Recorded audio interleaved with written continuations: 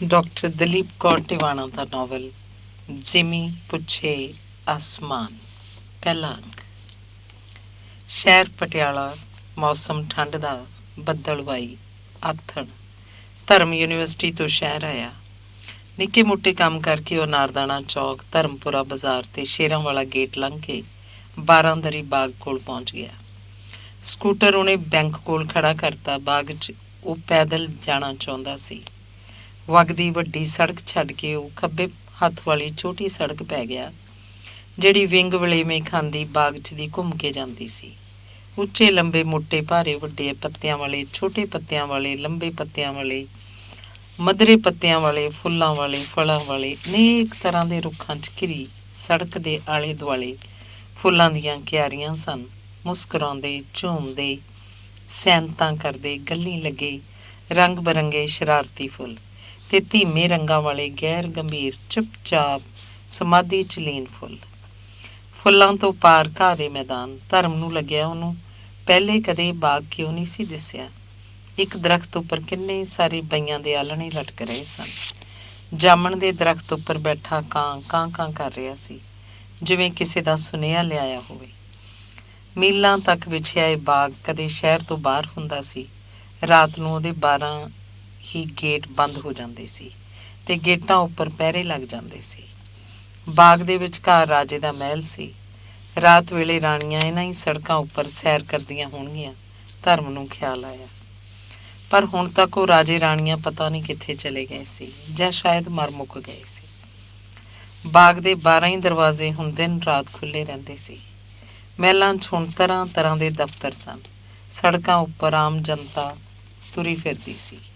ਸ਼ਹਿਰ ਬਾਗ ਨੂੰ ਉਲੰਘ ਕੇ ਪਰਲੇ ਪਾਸੇ ਦੂਰ ਤੱਕ ਜਾ ਚੁੱਕਿਆ ਸੀ। ਕਿਹਨੇ ਬਾਗ ਲਗਵਾਇਆ ਹੋਏਗਾ? ਕੌਣ ਦੂਰ ਦਸੌਰਾਂ ਤੋਂ ਇਹ ਅਸ਼ੋਕ ਬ੍ਰਿਕਸ਼, ਇਹ ਚਨਾਰ ਦੇ ਰੁੱਖ, ਇਹ ਇਲਾਇਚੀਆਂ ਦੇ ਬੂਟੇ, ਇਹ ਅਮਲਤਾਸ, ਇਹ ਕੇਸੂ, ਇਹ ਖਜੂਰ ਕਿੱਥੋਂ ਕਿੱਥੋਂ ਆਏ ਹੋਣਗੇ? ਇਹ ਤਰ੍ਹਾਂ ਤਰ੍ਹਾਂ ਦੀਆਂ ਵੇਲਾਂ ਤੇ ਸੈਂਕੜੇ ਤਰ੍ਹਾਂ ਦੇ ਫੁੱਲ ਬੂਟੇ, ਗੁਲਾਬ ਦੇ ਫੁੱਲਾਂ ਦਾ ਪੂਰਾ ਇੱਕ ਖੇਤ। ਰਾਤ ਵੇਲੇ ਰੁੱਖ ਇੱਕ ਦੂਜੇ ਨੂੰ ਆਪਣੇ ਆਪਣੇ ਦੇਸਾਂ ਦੀਆਂ ਕਹਾਣੀਆਂ ਵੀ ਸੁਣਾਉਂਦੇ ਹੋਣਗੇ। ਇਹ ਰੁੱਖ ਬੱਦਲਾਂ ਦੇ ਹੱਥ, ਪੰਛੀਆਂ ਦੇ ਹੱਥ ਆਪਣੇ ਆਪਣੇ ਦੇਸਾਂ ਨੂੰ ਸੁਨੇਹੇ ਵੀ ਭੇਜਦੇ ਹੋਣਗੇ। ਸੋਚਦਾ ਧਰਮ ਭੁੱਲ ਹੀ ਗਿਆ ਕਿ ਉਹ ਜਿਹੜਾ ਮੌਸਮ ਹੈ, ਇਹ ਕਿਹੜਾ ਵੇਲਾ ਹੈ। ਕਿੰਨਾ ਹੀ ਚਿਰ ਉਹ ਬਾਗ 'ਚ ਘੁੰਮਦਾ ਰਿਹਾ। ਫਿਰ ਉਹ ਮਲਕਾ ਦੇ ਬੁੱਤ ਕੋਲ ਬੈਠ ਗਿਆ। ਸ਼ੇਕਸਪੀਅਰ ਇਸੇ ਮਲਕਾ ਦੇ ਰਾਜ 'ਚ ਹੋਇਆ ਸੀ। ਉਹਨੂੰ ਖਿਆਲ ਆਇਆ। ਸ਼ੇਕਸਪੀਅਰ ਦਾ ਖਿਆਲ ਆਉਣ ਨਾਲ ਉਹਨੂੰ ਖਿਆਲ ਆਇਆ, ਉਹਨੇ ਤੇ ਸਿਮਰਨ ਦੇ ਘਰ ਕਿਤਾਬਾਂ ਦੇਣੀਆਂ ਸੀ। ਅਲਸਾਇਆ ਜਿਹਾ ਉੱਠਿਆ, ਹੌਲੀ ਹੌਲੀ ਤੁਰਦਾ ਉਹ ਬਾਰਾਂਦਰੀ ਪਾਰ ਕਰ ਗਿਆ। ਬਾਰਾਂਦਰੀ ਤੋਂ ਪਾਰ ਭੁਪਿੰਦਰਾ ਨਗਰ ਨਾਮ ਦੀ ਬਸਤੀ 'ਚ ਪਹੁੰਚ ਗਿਆ। ਇੱਥੇ ਹੀ ਤਾਂ ਸਿਮਰਨ ਹੋਰਾਂ ਦੀ ਕੋਠੀ ਸੀ। ਵੱਡੇ ਸਾਰੇ ਬਾਗ 'ਚ ਪੁਰਾਣੀ ਕਿਸਮ ਦੀ ਕੋਠੀ। ਧਰਮ ਨੇ ਲੋਹੇ ਦਾ ਭਾਰਾ ਗੇਟ ਖੜਕਾਇਆ। ਨੌਕਰ ਨੇ ਗੇਟ ਖੋਲ੍ਹਿਆ। ਇਹ ਕਿਤਾਬਾਂ ਮੈਡਮ ਸੌਂਦੀ ਨੇ ਭੇਜੀਆਂ ਹਨ। ਧਰਮ ਨੇ ਕਿਤਾਬਾਂ ਨੌਕਰ ਨੂੰ ਫੜਾ ਕੇ ਮੁੜ ਜਾਣ ਦੀ ਸਲਾਹ ਨਾਲ ਆਖਿਆ। ਆਈਏ, ਆਪਾਂ ਅੰਦਰ ਆਈਏ, ਆਖਦਾ ਬੁੱਢਾ ਨੌਕਰ ਮੂਹਰੇ ਲੱਗ ਤੁਰਿਆ। ਵੱਡਾ ਸਾਰਾ ਲੌਨ ਲੰਘ ਕੇ ਵਰਾਂਡੇ ਦੀਆਂ 2-3 ਪੌੜੀਆਂ ਚੜ੍ਹ ਕੇ ਵਰਾਂਡੇ ਤੋਂ ਪਾਰ ਗੇਂਦਾ ਰਾਮ ਨੇ ਡਰਾਇੰਗ ਰੂਮ ਖੋਲ੍ਹ ਦਿੱਤਾ। ਧਰਮ ਨੂੰ ਉੱਥੇ ਬਿਠਾ ਕੇ ਗੇਂਦਾ ਰਾਮ ਅੰਦਰ ਦੱਸਣ ਚਲਾ ਗਿਆ। ਧਰਮ ਆਲੇ ਦੁਆਲੇ ਝਾਕਿਆ। ਇਸ ਵੱਡੇ ਸਾਰੇ ਉੱਚੀਆਂ ਉੱਚੀਆਂ ਛੱਤਾਂ ਵਾਲੇ ਕਮਰੇ ਦਾ ਰੰਗ ਹਲਕਾ ਅਸਮਾਨੀ ਸੀ। ਹਲਕੇ ਅਸਮਾਨੀ ਰੰਗ ਦੇ ਹੀ ਬੂਹੇ ਬਾਰੀਆਂ ਉੱਪਰ ਪਰਦੇ ਸੀ। ਪੁਰਾਣੀ ਕਿਸਮ ਦੇ ਭਾਰੇ ਮਖਮਲੀ ਸੋਫਾ ਸੈੱਟ ਸਨ। ਵਿਚਕਾਰ ਸੰਗਮਰਮਰ ਦਾ ਮੇਜ਼ ਪਿਆ ਸੀ। ਦੀਵਾਰਾਂ ਉੱਪਰ ਵੱਡੀਆਂ ਵੱਡੀਆਂ ਪੇਂਟਿੰਗਸ ਲੱਗੀਆਂ ਸੀ। ਹੇਠਾਂ ਪਰਸ਼ੀਅਨ ਕਾਲੀਨ ਵਿਛਿਆ ਹੋਇਆ ਸੀ। ਪਤਾ ਨਹੀਂ ਕਿਉਂ ਧਰਮ ਨੂੰ ਇਹ ਘਰ ਉਦਾਸ ਜਿਹਾ ਲੱਗਿਆ। ਸਾਹਮਣੇ ਕਾਰਨਸ ਉੱਪਰ ਜਿਹੜੀ ਆਦਮਕਦ ਪੇਂਟਿੰਗ ਲੱਗੀ ਹੋਈ ਸੀ, ਉਸ ਵੱਲ ਧਰਮ ਨੀਝ ਨਾਲ ਝਾਕਿਆ। ਇੱਕ ਧੁੰਦ ਜਿਹੀ 'ਚੋਂ ਇੱਕ ਔਰਤ ਬਾਹਰ ਨੂੰ ਆ ਰਹੀ ਸੀ, ਜਾਂ ਫਿਰ ਇੱਕ ਧੁੰਦ ਜਿਹੀ 'ਚੋਂ ਔਰਤ ਗੁੰਮਦੀ ਜਾ ਰਹੀ ਸੀ। ਇੰਨੇ ਨੂੰ ਬੇਜੀ ਅੰਦਰ ਲੰਘ ਆਏ। ਧਰਮ ਨੇ ਖੜਾ ਹੋ ਕੇ ਮੱਥਾ ਟੇਕਿਆ। ਜਿਉਂਦਾ ਰਹਿ ਪੁੱਤ, ਯੂਨੀਵਰਸਿਟੀ ਤੋਂ ਆਏ ਹੈਂ? ਬੇਜੀ ਨੇ ਪੁੱਛਿਆ। ਸਿਮਰਨ ਲਈ ਮੈਡਮ ਸੌਂਦੀ ਨੇ ਕਿਤਾਬਾਂ ਭੇਜੀਆਂ ਨੇ। ਧਰਮ ਨੇ ਹੱਥ 'ਚ ਫੜੀਆਂ ਕਿਤਾਬਾਂ ਵੱਲ ਝਾਕ ਕੇ ਦੱਸਿਆ। ਤੂੰ ਬੈਠ, ਮੈਂ ਬੁਲਾਉਣੀ ਆ, ਆਖ ਬੇਜੀ ਪਰਤ ਗਏ। ਧਰਮ ਮੁੜ ਆਲੇ ਦੁਆਲੇ ਕਮਰੇ ਵੱਲ ਝਾਕਿਆ। ਲੱਗਿਆ ਬਹੁਤ ਪਹਿਲਾਂ ਵਕਤ ਜਿਵੇਂ ਇਸ ਕਮਰੇ 'ਚ ਖੜੋ ਗਿਆ ਹੋਵੇ। ਇਸੇ ਲਈ ਬਾਹਰ ਬਹੁਤ ਕੁਝ ਬਦਲ ਗਿਆ ਸੀ, ਪਰ ਇਹ ਕੋਠੀ ਉਹਨਾਂ ਹੀ ਪੁਰਾਣੇ ਵੇਲਿਆਂ 'ਚ ਖੜੁੱਤੀ ਹੋਈ ਸੀ। ਝਟਕੂ ਮਗਰੋਂ ਸਿਮਰਨ ਆ ਗਈ। ਉਹਨੇ ਲੰਮੇ ਭਾਰੇ ਵਾਲ ਧੋਤੇ ਹੋਏ ਸੀ। ਗਿੱਲਿਆਂ ਵਾਲਾਂ ਉੱਪਰ ਹੀ ਉਹਨੇ ਚੁੰਨੀ ਲੈ ਲਈ ਸੀ, ਪਰ ਉਹਨਾਂ ਵਿੱਚੋਂ ਤਿਪ ਤਿਪ ਪਾਣੀ ਉਹਦੀ ਪਿੱਠ ਤੇ ਨੁੱਚੜ ਰਿਹਾ ਸੀ। ਅੱਜ ਤੇ ਤੁਸੀਂ ਕਮਾਲ ਕਰਤੀ, ਸਿਮਰਨ ਨੇ ਜ਼ਰਾ ਕੁ ਹੱਸ ਕੇ ਆਖਿਆ। ਮੈਡਮ ਨੇ ਕਿਤਾਬਾਂ ਭੇਜੀਆਂ ਨੇ, ਨਾਲੇ ਪੁੱਛਦੇ ਸੀ ਸਿਮਰਨ 2 ਦਿਨ ਤੋਂ ਯੂਨੀਵਰਸਿਟੀ ਕਿਉਂ ਨਹੀਂ ਆਈ। ਮੈਂ ਆਪਣੇ ਥੀਸਿਸ ਦਾ ਇੱਕ ਚੈਪਟਰ ਲਿਖਣਾ ਸੀ। ਲਿਖ ਲਿਆ ਫਿਰ? ਰਫ ਲਿਖਿਆ, ਫਾਈਨਲ ਮੈਡਮ ਨਾਲ ਡਿਸਕਸ ਕਰਕੇ ਕਰਾਂਗੀ। ਸੋਚਿਆ ਤਾਂ ਸੀ ਪੰਜਾਬੀ ਦੀਆਂ ਲੇਖਕ ਔਰਤਾਂ ਦੀਆਂ ਲਿਖਤਾਂ ਦਾ ਦਾਰਸ਼ਨਿਕ ਆਧਾਰ ਵਿਸ਼ਾ ਔਖਾ ਨਹੀਂ ਹੋਏਗਾ, ਪਰ ਕਈ ਵਾਰੀ ਬੜੀ ਮੁਸ਼ਕਿਲ ਪੇਸ਼ ਆਉਂਦੀ ਹੈ। ਮਸਲਨ ਲੇਖਕ ਔਰਤਾਂ ਦੀਆਂ ਲਿਖਤਾਂ ਦਾ ਆਧਾਰ ਦਾਰਸ਼ਨਿਕਤਾ ਵਿੱਚੋਂ ਲੱਭਣ ਦੀ ਥਾਂ ਵਧੇਰੇ ਕਰਕੇ ਤੁਹਾਨੂੰ ਉਹਨਾਂ ਦੀਆਂ ਜ਼ਿੰਦਗੀਆਂ 'ਚੋਂ ਲੱਭੇਗਾ। ਆਮ ਔਰਤ ਦੀ ਜ਼ਿੰਦਗੀ ਦਾ ਦਾਇਰਾ ਇੰਨਾ ਸੀਮਤ ਹੋਵੇ, ਇਹ ਗੱਲ ਤਾਂ ਸਮਝ ਆ ਸਕਦੀ ਹੈ, ਪਰ ਲੇਖਕ ਔਰਤ ਦੀ ਸੋਚ ਵੀ ਇਹ ਤੋਂ ਅਗਾਂਹ ਨਾ ਜਾ ਸਕੇ, ਇਸ ਗੱਲ ਦੀ ਹੈਰਾਨੀ ਹੁੰਦੀ ਹੈ। ਤੁਹਾਡੇ ਖਿਆਲ 'ਚ ਇਹਦੇ ਕੀ ਕਾਰਨ ਹਨ? ਲੱਗਦਾ ਹੈ ਉਹ ਔਰਤਾਂ ਪਹਿਲਾਂ ਹਨ, ਲੇਖਕਾਵਾਂ ਮਗਰੋਂ। ਔਰਤ ਨੂੰ ਕੁਝ ਵੀ ਹੋਣ ਤੋਂ ਪਹਿਲਾਂ ਔਰਤ ਹੀ ਹੋਣਾ ਚਾਹੀਦਾ ਹੈ, ਨਹੀਂ? ਧਰਮ ਨੇ ਪੁੱਛਿਆ। ਔਰਤ ਹੋਣ ਤੋਂ ਵੱਧ ਔਰਤ ਹੋਣ ਦੇ ਮਾਇਨੇ ਹੋਣੇ ਚਾਹੀਦੇ ਹੈ। ਸਿਮਰਨ ਦੀ ਗੱਲ ਅੱਧ ਵਿਚਕਾਰ ਹੀ ਰਹਿ ਗਈ। ਗੇਂਦਾ ਰਾਮ ਚਾਹ ਵਾਲੀ ਟਰੇ ਚੁੱਕੀ ਆ ਰਿਹਾ ਸੀ। ਪਿੰਨੀਆਂ ਵਾਲੀ ਪਲੇਟ ਬੇਜੀ ਨੇ ਫੜੀ ਹੋਈ ਸੀ। ਪਿੰਨੀਆਂ ਵਾਲੀ ਪਲੇਟ ਮੇਜ਼ ਉੱਪਰ ਰੱਖ ਕੇ ਬੇਜੀ ਉੱਥੇ ਸੋਫੇ ਤੇ ਬੈਠ ਗਏ। ਧਰਮ ਉਹਨਾਂ ਨੂੰ ਚੰਗਾ ਚੰਗਾ ਜਿਹਾ ਲੱਗਿਆ। ਸਿਮਰਨ ਉੱਠ ਕੇ ਚਾਹ ਬਣਾਉਣ ਲੱਗ ਪਈ।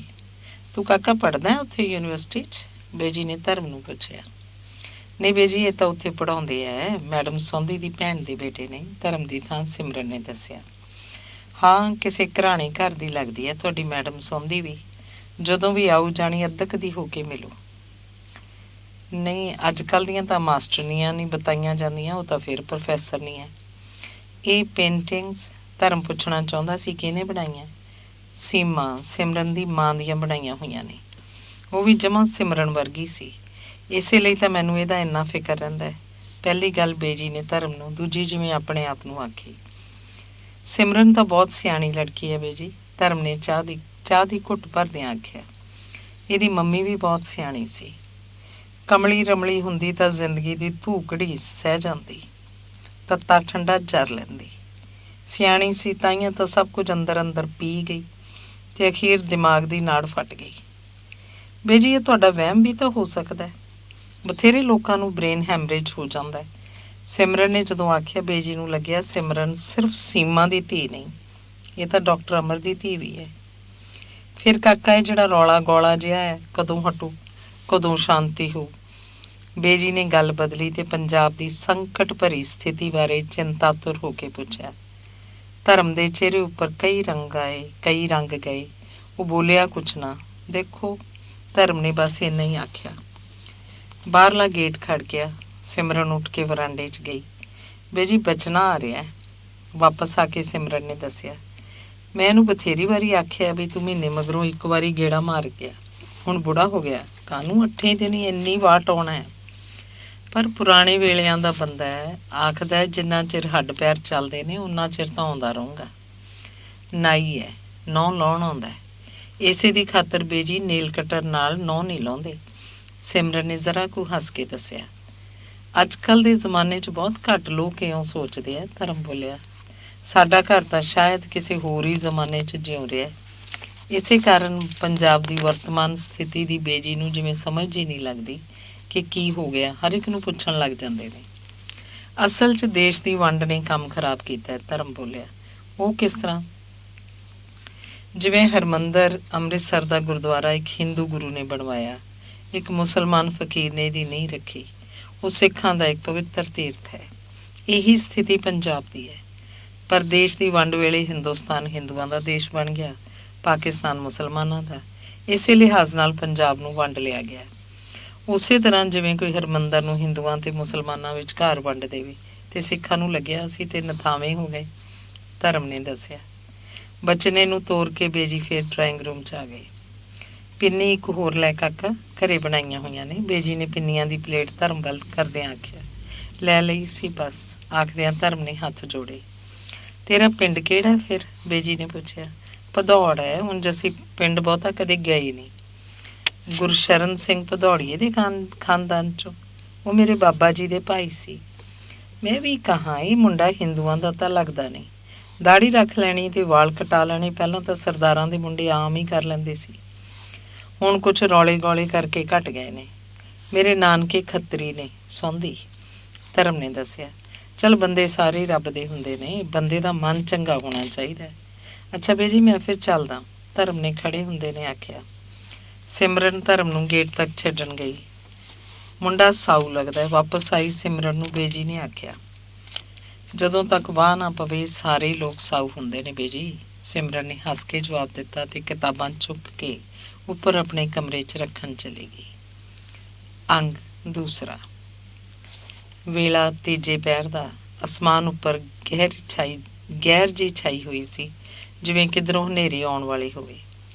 ਬੇਜੀ 9ਵੇਂ ਗੁਰੂ ਦੇ ਸ਼ਲੋਕ ਪੜ੍ਹ ਰਹੇ ਸੀ। ਜਗ ਰਚਨਾ ਸਭ ਝੂਠ ਹੈ, ਜਾਨ ਲਿਹੋਰੇ ਮੀਤ, ਕਹਿ ਨਾਨਕ ਥਿਰ ਨਾ ਰਹੇ ਜਿਉ ਬਾਲੂ ਕੀ ਪੀਤ। ਰਾਮ ਗਇਓ ਰਾਵਣ ਗਿਓ, ਜਾ ਕੋ ਬਹੁ ਪਰਵਾਰ, ਕਹੁ ਨਾਨਕ ਥਿਰ ਕਛ ਨਹੀਂ, ਸੁਪਨੇ ਜਿਉ ਸੰਸਾਰ।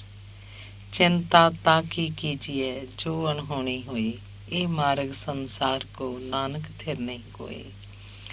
जो उपजियो सो बिनस है, परो आज कै काल, नानक हर गुण गाए ले, छाड़ सगल जंजाल। संग सखा सब तज गए, को न निभ्यो साथ, कह नानक के बिपत में टेक एक रघुनाथ। सिमरन चाਹੁੰਦੀ ਸੀ ਕਿ ਬੇਜੀ ਦਾ ਮਨ ਹੋਰ ਪਾਸੇ ਪਾਇਆ ਜਾਵੇ। ਏਡੇ ਵੈਰਾਗ ਵਾਲੀ ਬਾਣੀ ਪੜ੍ਹਦਿਆਂ ਉਹਨਾਂ ਨੇ ਕਿਤੋਂ ਦੀ ਕਿਤੇ ਪਹੁੰਚ ਜਾਣਾ ਸੀ। ਉਹਨੂੰ ਖੜੀ ਦੇਖ ਬੇਜੀ ਨੇ ਮੱਥਾ ਟੇਕ ਕੇ 9ਵੇਂ ਗੁਰੂ ਦੀ ਬਾਣੀ ਵਾਲੀ ਸੈਂਚੀ ਰੁਮਾਲ 'ਚ ਵਲੇਟ ਦਿੱਤੀ। ਗੁਰੂ ਸਾਹਿਬ ਤਾਂ ਸਭ ਜਾਣੀ ਜਾਣ ਸੀ, ਸਾਰਾ ਜਗਤ ਤਮਾਸ਼ਾ ਉਹਨਾਂ ਦੀ ਨਜ਼ਰ ਹੇਠ ਸੀ। ਫਿਰ ਇੰਨਾ ਵੈਰਾਗ ਕਿਉਂ ਬੇਜੀ? ਸਿਮਰਨ ਨੇ ਪੁੱਛਿਆ। ਮਨੁੱਖਾ ਜਨਮ ਜੋ ਧਾਰਿਆ ਸੀ ਬੇਜੀ, ਕਦੇ ਤਾਂ ਤਿਲਕ ਜੰਜੂ ਦੀ ਰੱਖਿਆ ਲਈ ਗੁਰੂ ਜਾਨਾਂ ਦੇ ਗਏ ਤੇ ਹੁਣ ਤਿਲਕ ਜੰਜੂ ਵਾਲੇ ਉਦੋਂ ਮਜ਼ਲੂਮ ਸਨ, ਹੁਣ ਉਹ ਹਾਕਮ ਨੇ ਤੇ ਹਾਕਮ ਸਾਰੇ ਇੱਕੋ ਜਿਹੇ ਹੁੰਦੇ ਨੇ, ਬੇਜੀ ਨੇ ਦੱਸਿਆ। ਪਰ ਇਸ ਸਭ ਕਾਸੇ ਦਾ ਇਲਾਜ ਕੀ ਹੋਵੇ? ਦੇਖ ਲਓ, ਚੰਡੀਗੜ੍ਹ ਯੂਨੀਵਰਸਿਟੀ ਦੇ ਇੱਕ ਵਿਚਾਰੇ ਪ੍ਰੋਫੈਸਰ ਨੂੰ ਓਪਰੇ ਬੰਦੇ ਹੀ ਆ ਕੇ ਮਾਰ ਗਏ। ਕਰਮ ਗਤੀ ਨੂੰ ਕੋਈ ਨਹੀਂ ਟਾਲ ਸਕਦਾ। ਪ੍ਰੋਫੈਸਰ ਦਾ ਕੋਈ ਪਿਛਲਾ ਜਨਮਾਂ ਦਾ ਹਿਸਾਬ ਕਿਤਾਬ ਹੋਊ ਉਹਨਾਂ ਓਪਰੇ ਬੰਦਿਆਂ ਨਾਲ ਜੋ ਹੋਣੀ ਦਾ ਹਥਿਆਰ ਬਣੇ। ਕੀ ਪਤਾ ਉਹਨਾਂ ਉੱਪਰੇ ਬੰਦਿਆਂ ਨੂੰ ਅਗਲੇ ਜਨਮ ਇਸ ਸਭ ਕਾਸੇ ਦਾ ਬਦਲਾ ਦੇਣਾ ਪਵੇ। ਸਿਮਰਨ ਬੋਲੀ। ਆਹੋ, ਇਹ ਜਿਹੜੇ ਲੂਲੇ ਲੰਗੜੇ ਅੰਨੇ ਕਾਣੇ ਕੂੜੀ ਬਣੇ ਮੰਗਦੇ ਫਿਰਦੇ ਨੇ, ਆਪਣੇ ਪਿਛਲੇ ਜਨਮਾਂ ਦਾ ਹਿਸਾਬ ਹੀ ਤਾਂ ਚੁਕਾ ਰਹੇ ਨੇ। ਪਰ ਕਈ ਲੋਕ ਇਹ ਨਹੀਂ ਨਾ ਮੰਨਦੇ ਬੇਜੀ। ਕਲਯੁੱਗ 'ਚ ਬੰਦਿਆਂ ਦੀ ਬੁੱਧੀ ਭ੍ਰਿਸ਼ਟੀ ਗਈ ਆ, ਹੋਰ ਕੀ। ਬਾਹਰਲਾ ਗੇਟ ਖੜਕਿਆ। ਸਲਾਰੀ ਦੀ ਬੁੱਕਲ ਮਾਰੀ, ਠਿੱਬੀ ਜੁੱਤੀ ਪਾਈ, ਹੱਥ 'ਚ ਸੋਟੀ ਫੜੀ, ਪ੍ਰਤਾਪੀ ਉਹਨਾਂ ਦੀ ਜਮਾਂਦਾਰਨੀ ਲੰਘ ਮਾਰਦੀ ਤੁਰੀ ਆ ਰਹੀ ਸੀ। ਮੱਥਾ ਟੇਕਦੀਆਂ ਬੇਬੇ ਜੀ, ਤੁਹਾਡੇ ਬੱਚੇ ਜਿਉਣ, ਰੱਬ ਬਹੁਤਾ ਦੇਵੇ, ਲੱਖਾਂ ਤੇ ਕਲਮ ਚੱਲੇ, ਪ੍ਰਤਾਪੀ ਨੇ ਨੇੜੇ ਆ ਕੇ ਆਖਿਆ। ਇਸ ਵੇਲੇ ਕਿਵੇਂ ਆਈ? ਬੇਜੀ ਨੇ ਪੁੱਛਿਆ। ਉਹ ਤੁਹਾਡਾ ਅਮਲੀ ਕੱਲ੍ਹ ਦਾ ਬਹੁਤਾ ਹੀ ਢਿੱਲਾ ਹੈ, ਪ੍ਰਤਾਪੀ ਨੇ ਦੱਸਿਆ। ਹਸਪਤਾਲ ਲੈ ਕੇ ਜਾਂਦੇ? ਸਿਮਰਨ ਬੋਲੀ। ਉਹ ਆਖਦਾ ਹੁਣ ਨਹੀਂ ਮੈਂ ਬਚਣਾ, ਮੇਰੀ ਮਿੱਟੀ ਹਸਪਤਾਲਾਂ 'ਚ ਨਾ ਰੋਲੋ। ਊਂ ਡਾਕਟਰ ਟੰਡਨ ਤੋਂ ਤਾਂ ਦਵਾਈ ਲਿਆਂਦੀ ਹੈ, ਪ੍ਰਤਾਪੀ ਨੇ ਦੱਸਿਆ। ਉਹਦੇ ਆਖਣ ਦਾ ਕੀ ਹੈ, ਤੁਸੀਂ ਹਸਪਤਾਲ ਵਿਖਾਉਣਾ ਸੀ, ਸਿਮਰਨ ਨੇ ਫੇਰ ਆਖਿਆ। ਊਂ ਤਾਂ ਰੱਬ ਦੇ ਹੱਥ ਹੈ ਬੀਬੀ ਜੀ, ਪਰ ਚੰਗਾ ਲੰਘ ਜੇ ਬਿਨਾਂ ਕਿਸੇ ਦਾ ਦੁੱਖ ਦੇਖਿਆ। ਇਹ ਜੇ ਮਾੜੇ ਵੇਲਿਆਂ 'ਚ ਜਿਹੜਾ ਲੰਘ ਜੇ ਸਦਿਆਂ ਸਦਿਆਂ ਉਹੀ ਚੰਗਾ। ਨਾਲੇ ਬਥੇਰਾ ਜੀ ਲਿਆ, 90 ਸਾਲ ਦੇ ਨੇੜੇ ਢੁੱਕਣ ਨੂੰ ਹੈ, ਹੋਰ ਕਾਹਦੇ ਲਈ ਅੱਡੀਆਂ ਰਗੜਨੀਆਂ ਨੇ। ਬਥੇਰੇ ਚੰਗੇ ਵੇਲੇ ਵੀ ਦੇਖ ਲਏ, ਮਾੜੇ ਵੇਲੇ ਵੀ ਦੇਖ ਲਏ, ਪ੍ਰਤਾਪੀ ਆਖ ਰਹੀ ਸੀ। ਚੰਗੇ ਵੇਲੇ ਕਿਹੜੇ ਸੀ? ਅਸੀਂ ਤਾਂ ਹਮੇਸ਼ਾ ਤੋਂ ਮਾੜੇ ਵੇਲਿਆਂ ਬਾਰੇ ਹੀ ਸੁਣਦੇ ਆ ਰਹੇ ਹਾਂ, ਸਿਮਰਨ ਨੇ ਪੁੱਛਿਆ। 2 ਰੁਪਈਏ ਮਣ ਕਣਕ, ਰੁਪਈਏ ਦੀਆਂ 2 ਪੰਸੇਰੀਆਂ ਗੁੜ, ਰੁਪਈਏ ਦਾ ਸੇਰ ਦੇਸੀ ਘਿਓ, ਇਹ ਤਾਂ ਮੈਂ ਆਪ ਅੱਖੀਂ ਦੇਖਿਆ, ਪ੍ਰਤਾਪੀ ਨੇ ਦੱਸਿਆ। ਵੇਲਿਆਂ ਚੰਗਿਆਂ ਮਾੜਿਆਂ ਦਾ ਬਸ ਇਹੀ ਫਰਕ ਹੁੰਦਾ ਵੀ ਚੀਜ਼ਾਂ ਸਸਤੀਆਂ ਹੋਣ ਜਾਂ ਮਹਿੰਗੀਆਂ ਹੋਣ, ਸਿਮਰਨ ਨੇ ਪੁੱਛਿਆ। ਉਹ ਢਿੱਡ ਨੂੰ ਝੁਲਕਾ ਤਾਂ ਹਰੇਕ ਨੇ ਦੇਣਾ ਹੁੰਦਾ ਬੀਬਾ ਜੀ। ਭਗਤ ਨਾਮਦੇਵ ਜੀ ਆਖਦੇ ਆ, ਆਖੇ ਸਾਥੋਂ ਭੁੱਖਿਆਂ ਤੋਂ ਭਗਤੀ ਨਾ ਹੋਵੇ। ਨਾਲੇ ਬੀਬਾ ਜੀ, ਚੱਤੋ ਪੈਰ 'ਚ ਢਿੱਡ ਦਾ ਹੀ ਸੰਸਾ ਬਣਿਆ ਰਿਹਾ, ਹੋਰ ਬੰਦਾ ਜਣਦਿਆਂ ਦਾ ਸਿਰ ਕਰ ਲੂ। ਚੱਲ ਤੇਰੀ ਗੱਲ ਮੰਨ ਲੈਂਦੇ ਹਾਂ, ਪਰ ਅਮਲੀ ਦੇ ਮਰਨ ਨੂੰ ਤਾਂ ਇਉਂ ਲੈਂਦੀ ਆ ਜਿਵੇਂ ਅਮਲੀ ਨੂੰ ਕਿਧਰੇ ਪ੍ਰਾਹੁਣਾ ਤੋਰਨਾ ਹੋਵੇ। ਆਖੇ ਲੰਘ ਜੇ ਹੱਸਦਿਆਂ ਹੱਸਦਿਆਂ, ਸਿਮਰਨ ਬੋਲੀ। ਦੇਖੋ ਬੀਬਾ ਜੀ, ਜਿਹੜਾ ਘੜਿਆ ਉਹਨੇ ਤਾਂ ਇੱਕ ਨਾ ਇੱਕ ਦਿਨ ਫੁੱਟਣਾ ਹੀ ਹੈ। ਨਾਲੇ ਇਸ ਛਿੱਜੇ ਢੋਲ 'ਚ ਹੁਣ ਕੀ ਹੈ, ਨਾਲੇ ਖਬਰੇ ਗਾਹਾਂ ਨੂੰ ਕਿਸੇ ਚੰਗੇ ਘਰ ਹੀ ਜਨਮ ਹੋ ਜੇ। ਇਹ ਤਾਂ ਫੇਰ ਬੁੜਾ ਠੇਰਾ ਹੈ। ਇੱਥੇ ਤਾਂ ਮਾਵਾਂ ਦੇ ਜਵਾਨ ਪੁੱਤ ਅਣਿਆਈ ਮਰੀ ਜਾਂਦੇ ਹੈ। ਅਣਿਆਈ ਕਿ ਆਪ ਸਹੇੜੀ? ਸਿਮਰਨ ਨੇ ਪੁੱਛਿਆ। ਆਪ ਤਾਂ ਕਿਹਦਾ ਦਿਲ ਕਰਦਾ ਬਈ ਭਰੀ ਭੁਕੁੰਨੀ ਦੁਨੀਆ ਚੋਂ ਖਾਲੀ ਤੁਰ ਜੇ।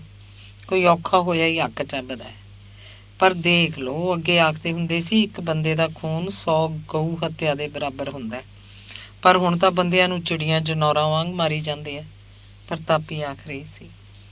ਹੁਣ ਦੁਖਦਾ ਕੀ ਹੈ ਅਮਲੀ ਦਾ? ਬੇਜੀ ਨੇ ਪੀੜੀ ਉੱਪਰ ਬੈਠੀ ਪ੍ਰਤਾਪੀ ਦੇ ਕੋਲ ਚਾਹ ਦਾ ਗਲਾਸ ਧਰਦਿਆਂ ਪੁੱਛਿਆ।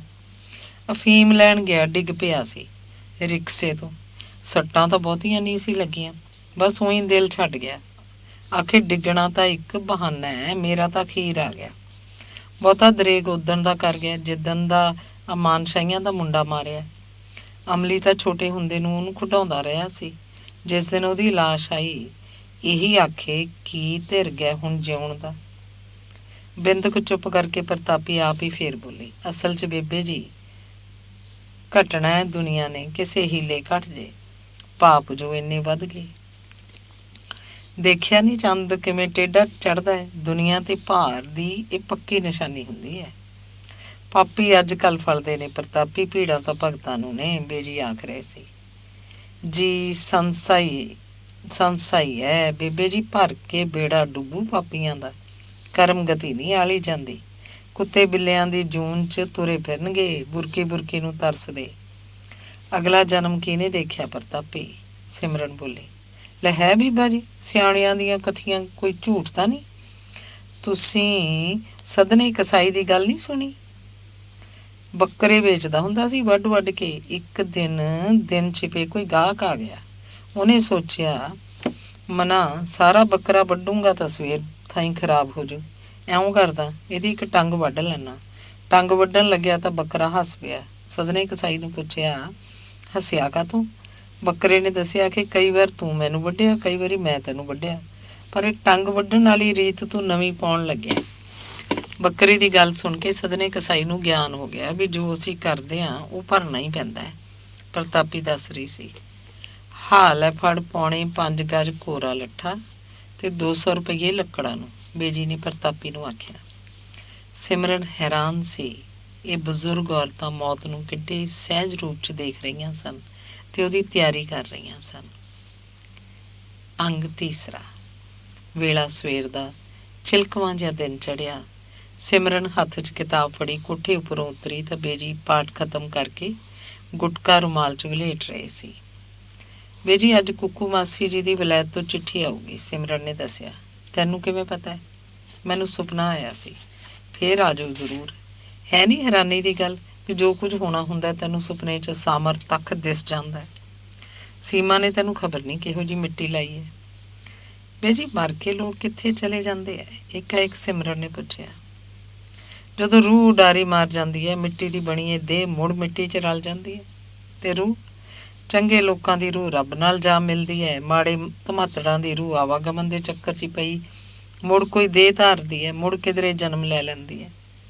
ਤੁਹਾਨੂੰ ਪੜ੍ਹ ਕੇ ਸੁਣਾਵਾਂ ਮਰਨ ਵਾਲਿਆਂ ਬਾਰੇ ਇਸ ਕਿਤਾਬ 'ਚ ਕੀ ਲਿਖਿਆ ਹੋਇਆ? ਸਿਮਰਨ ਨੇ ਕੁਰਸੀ ਉੱਪਰ ਬੈਠਦਿਆਂ ਨਿਸ਼ਾਨੀ ਰੱਖੀ ਵਾਲੀ ਥਾਂ ਤੋਂ ਕਿਤਾਬ ਖੋਲ੍ਹਦਿਆਂ ਪੁੱਛਿਆ। ਸੁਣਾ, ਬੇਜੀ ਬੋਲੇ। ਲਿਖਿਆ ਹੈ ਕਿ ਮਰਨ ਵਾਲਿਆਂ ਦੇ ਅੱਗੇ 2 ਰਾਹ ਹੁੰਦੇ ਹੈ, ਕਿ ਦੇਵਿਆਨਾ ਤੇ ਇੱਕ ਪਿਤਰਾਨਾ। ਮਰਨ ਤੋਂ ਮਗਰੋਂ ਜਿਹੜਾ ਬੰਦਾ ਦੇਵਤਿਆਂ ਦੇ ਰਾਹ ਤੇ ਜਾਂਦਾ ਹੈ ਉਹ ਚਿਤਾ ਦੀ ਅੱਗ 'ਚ ਚਲਿਆ ਜਾਂਦਾ ਹੈ। ਅੱਗ ਤੋਂ ਦਿਨ ਤੋਂ ਮਹੀਨੇ ਦੇ ਚਾਨਣੇ ਪੱਖ ਵਿੱਚ, ਫਿਰ ਚਾਨਣੇ ਪੱਖ ਤੋਂ ਉਹ ਉਹਨਾਂ 6 ਮਹੀਨਿਆਂ ਵਿੱਚ ਪਹੁੰਚ ਜਾਂਦਾ ਹੈ ਜਦੋਂ ਸੂਰਜ ਉੱਤਰ ਵੱਲ ਜਾਂਦਾ ਹੈ, ਇਹਨਾਂ ਮਹੀਨਿਆਂ ਦੇ ਦੇਵਤਿਆਂ ਦੇ ਸੰਸਾਰ ਵਿੱਚ। ਤੇ ਦੂਜੇ ਪਾਸੇ ਜੋ ਪਿਤਰਾਂ ਦਾ ਰਾਹ ਜਾਂਦਾ ਹੈ ਉਹ ਪਹਿਲੇ ਚਿਤਾ ਦੇ ਧੂੰਏਂ 'ਚ ਪ੍ਰਵੇਸ਼ ਕਰਦਾ ਹੈ, ਧੂੰਏਂ ਤੇ ਰਾਤ ਵਿੱਚ, ਰਾਤ ਤੋਂ ਮਹੀਨੇ ਦੇ ਹਨੇਰੇ ਪੱਖ ਵਿੱਚ, ਹਨੇਰੇ ਪੱਖ ਤੋਂ ਉਹਨਾਂ 6 ਮਹੀਨਿਆਂ 'ਚ ਜਦੋਂ ਸੂਰਜ ਦੱਖਣ ਜਾਂਦਾ ਹੈ। ਇਹਨਾਂ ਮਹੀਨਿਆਂ ਤੋਂ ਪਿਤਰਾਂ ਦੀਆਂ ਰੂਹਾਂ ਦੇ ਦੇਸ਼ ਚਲਿਆ ਜਾਂਦਾ ਹੈ। ਉੱਥੋਂ ਚੰਦਰਮਾ 'ਚ ਚਲਿਆ ਜਾਂਦਾ ਹੈ, ਜਿੱਥੇ ਪਹੁੰਚ ਕੇ ਉਹ ਦੇਵਤਿਆਂ ਦੀ ਖੁਰਾਕ ਬਣਦਾ ਹੈ। ਫਿਰ ਉਹ ਹੇਠਾਂ ਉਤਰਨਾ ਸ਼ੁਰੂ ਕਰ ਦਿੰਦਾ ਹੈ। ਠੀਕ ਤਾਂ ਹੈ, ਜਿਨ੍ਹਾਂ ਦੀ ਜ਼ਿੰਦਗੀ ਚਿੱਟੇ ਚਾਨਣ ਵਰਗੀ ਹੈ ਉਹ ਬ੍ਰਹਮ 'ਚ ਜਾ ਸਮਾਉਂਦੇ ਹੈ, ਤੇ ਜਿਨ੍ਹਾਂ ਦੀ ਰਾਤ ਦੇ ਹਨੇਰੇ ਵਰਗੀ ਹੈ ਉਹ ਆਵਾਗਮਨ ਦੇ ਚੱਕਰ 'ਚ ਪਾਉਂਦੇ ਰਹਿੰਦੇ ਆ। ਤੇ ਮੇਰੀ ਮੰਮੀ ਕਿਸ ਰਾਹੋਂ ਗਈ ਹੋਏਗੀ? ਸਿਮਰਨ ਨੇ ਜਦੋਂ ਆਖਿਆ, ਬੇਜੀ ਦਾ ਧਿਆਨ ਗਿਆ ਕਿ ਉਹ ਕਿਉਂ ਪੁੱਛ ਰਹੀ ਸੀ ਕਿ ਬੰਦੇ ਮਰ ਕੇ ਕਿੱਥੇ ਚਲੇ ਜਾਂਦੇ ਹੈ। ਸਿਮਰਨ ਜਿਹੜੇ ਬੰਦੇ ਰੱਬ ਨੂੰ ਚੰਗੇ ਲੱਗਦੇ ਉਹ ਛੇਤੀ ਸੰਸਾਰ ਤੋਂ ਚਲੇ ਜਾਂਦੇ ਆ। ਇਹ ਜ਼ਿਆਦਤੀ ਹੈ ਰੱਬ ਦੀ, ਉਸ ਬੰਦੇ ਨਾਲ ਵੀ ਤੇ ਉਹਦੇ ਘਰਦਿਆਂ ਨਾਲ ਵੀ। ਸਿਮਰਨ ਨੇ ਪਤਾ ਨਹੀਂ ਕੀ ਸੋਚਦੇ ਆ ਤਪ ਕੇ ਕਿਹਾ, ਅਸੀਂ ਉਹਦੀ ਲੀਲਾ ਨੂੰ ਸਮਝ ਨਹੀਂ ਨਾ ਸਕਦੇ, ਇਸੇ ਕਾਰਨ ਦੁਖੀ ਹੁੰਦੇ ਰਹਿੰਦੇ ਹਾਂ। ਹਾਂ, ਉਸ ਲਈ ਤਾਂ ਇਹ ਲੀਲਾ ਹੀ ਹੈ, ਤਮਾਸ਼ਾ ਹੀ ਹੈ, ਪਰ ਬੰਦਿਆਂ ਲਈ ਤਾਂ ਇਹੀ ਸੱਚ ਹੈ। ਨਹੀਂ ਸਿਮਰਨ, ਇੱਥੇ ਹੀ ਤਾਂ ਬੰਦਾ ਖੁੰਝ ਜਾਂਦਾ ਹੈ, ਜਦੋਂ ਉਸ ਚੱਲਣਹਾਰ ਸੰਸਾਰ ਨੂੰ ਸੱਚ ਸਮਝ ਲੈਂਦਾ ਹੈ। ਪਰ ਜੇ ਉਹ ਇਹਨੂੰ ਝੂਠ ਮੰਨ ਕੇ ਤੁਰੇ ਤਾਂ ਦਿਨ ਕੱਟੀ ਨਹੀਂ ਹੁੰਦੀ। ਇਹੀ ਤਾਂ ਬੰਦੇ ਦਾ ਸੰਤਾਪ ਹੈ। ਸਤਨਾਮ ਵਾਹਿਗੁਰੂ। ਬੇਬੇ ਜੀ, ਕੱਲ ਨੂੰ ਸੰਗਰਾਂਦ ਹੈ। ਬਾਬਾ ਜੱਸਾ ਸਿੰਘ ਦੇ ਡੇਰੇ ਵਾਲਾ ਬਾਬਾ ਜੀ ਸਿਰ ਉੱਪਰ ਰਸ ਵਾਲਾ ਟੋਕਰਾ ਚੱਕੀ, ਹੱਥ 'ਚ ਖੂੰਡਾ ਫੜੀ ਤੁਰੇ ਆਉਂਦੇ ਦੇ ਸੀ। ਸੇਵਾ ਕਰੋ। ਬਾਬਾ ਜੀ ਨੇ ਰਸ ਵਾਲਾ ਟੋਕਰਾ ਲਾ ਕੇ ਮੇਜ਼ ਉੱਪਰ ਰੱਖਦਿਆਂ ਆਖਿਆ। ਪਹਿਲਾਂ ਛਕੋਗੇ ਕੀ ਬਾਬਾ ਜੀ? ਬੇਜੀ ਨੇ ਪੁੱਛਿਆ। ਹੁਣੇ ਵਕੀਲਾਂ ਦੇ ਦੁੱਧ ਛਕ ਕੇ ਆਇਆ, ਹੋਰ ਕਾਸੇ ਦੀ ਲੋੜ ਨਹੀਂ। ਬੀਬਾ ਪਾਸ ਹੋ ਗਈ?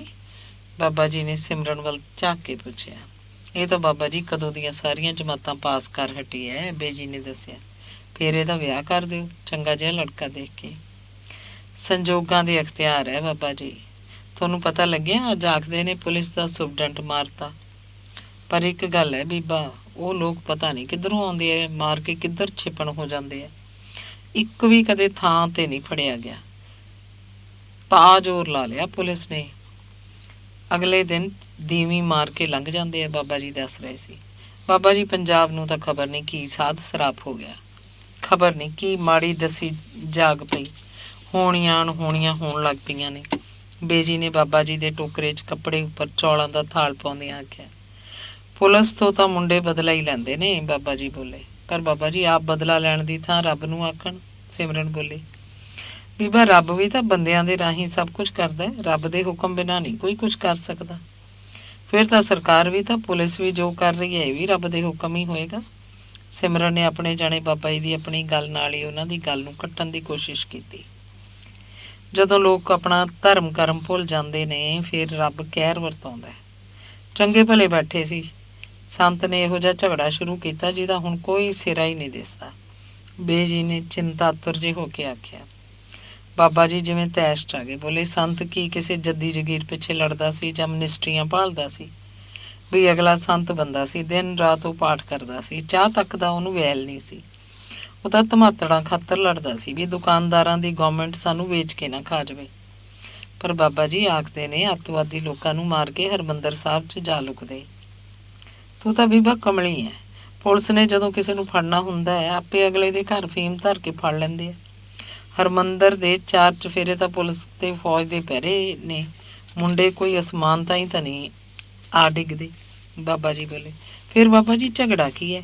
ਸਿਮਰਨ ਨੇ ਬਾਬਾ ਜੀ ਦੇ ਵਿਚਾਰ ਜਾਣਨ ਲਈ ਪੁੱਛਿਆ। ਰਾਜਨੀਤੀ, ਹੋਰ ਕੀ? ਤੂੰ ਪੜ੍ਹਿਆ ਨਹੀਂ? ਮਹਾਂਭਾਰਤ 'ਚ ਰਾਜ ਲੈਣ ਲਈ 18 ਖੂਨੀਆਂ ਬੰਦੇ ਮਰਵਾ ਲਏ ਸੀ।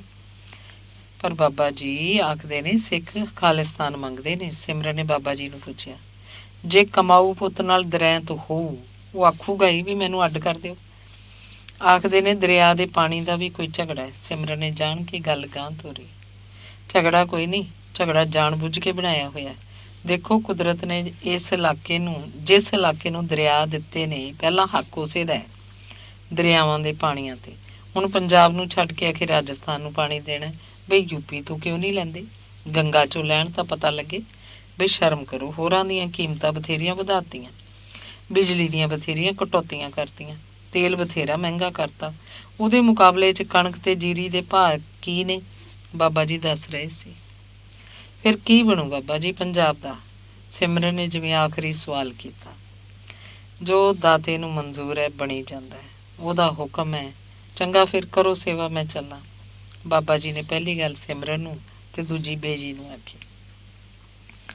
ਬੇਜੀ ਨੇ 21 ਰੁਪਈਏ ਦੇਗ ਲਈ ਦਿੱਤੇ, 1 ਕਿਲੋ ਦੇਸੀ ਘੀ, 1 ਥੈਲੀ ਆਟੇ ਦੀ ਬਾਬਾ ਜੀ ਨੂੰ ਲਿਆ ਫੜਾਈ।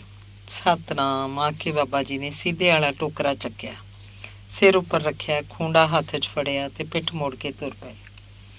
ਆਖਦੇ ਨੇ ਬਾਬਾ ਜੀ ਨੂੰ ਜੰਮਦੇ ਨੂੰ ਮਾਪੇ ਡੇਰੇ ਚੜ੍ਹਾ ਗਏ ਸੀ। ਉਹਨਾਂ ਦੇ ਬੱਚੇ ਨਹੀਂ ਸੀ ਬਚਦੇ, ਹੋ ਮਰੀ ਜਾਂਦੇ ਸੀ। ਅਖੇ ਇਹ ਬੱਚਾ ਸੰਤਾਂ ਨੂੰ ਦਿੱਤਾ, ਸਾਡੇ ਨਾਂ ਸੀ ਉਹਨਾਂ ਦੇ ਭਾਗਾਂ ਨੂੰ ਬਚ ਰਹੇ। ਫਿਰ ਬੜੇ ਵਰ੍ਹਿਆਂ ਮਗਰੋਂ ਜਦੋਂ ਇਹਨਾਂ ਦਾ ਪਿਓ ਮਰ ਗਿਆ, ਇਹਨਾਂ ਦੀ ਮਾਂ ਇਹਨਾਂ ਨੂੰ ਲੈਣ ਆਈ। ਅਖੇ ਪੁੱਤ, ਮਾਂ ਦੇ ਨਾਲ ਆਪਣੇ ਘਰ ਚੱਲ ਕੇ ਜ਼ਮੀਨ ਜਾਇਦਾਦ ਨੂੰ ਸੰਭਾਲ। ਪਰ ਬਾਬਾ ਜੀ ਨੇ ਇਹ ਆਖ ਕੇ ਮੋੜਤੀ, ਮਾਈ ਸਿਰਫ ਜਨਮ ਦੇਣ ਨਾਲ ਤਾਂ ਕੋਈ ਮਾਂ ਨਹੀਂ ਬਣ ਜਾਂਦੀ। ਬੇਜੀ ਨੇ ਦੱਸਿਆ। ਅੰਗ ਚੌਥਾ। ਵੇਲਾ ਸਵੇਰ ਦਾ।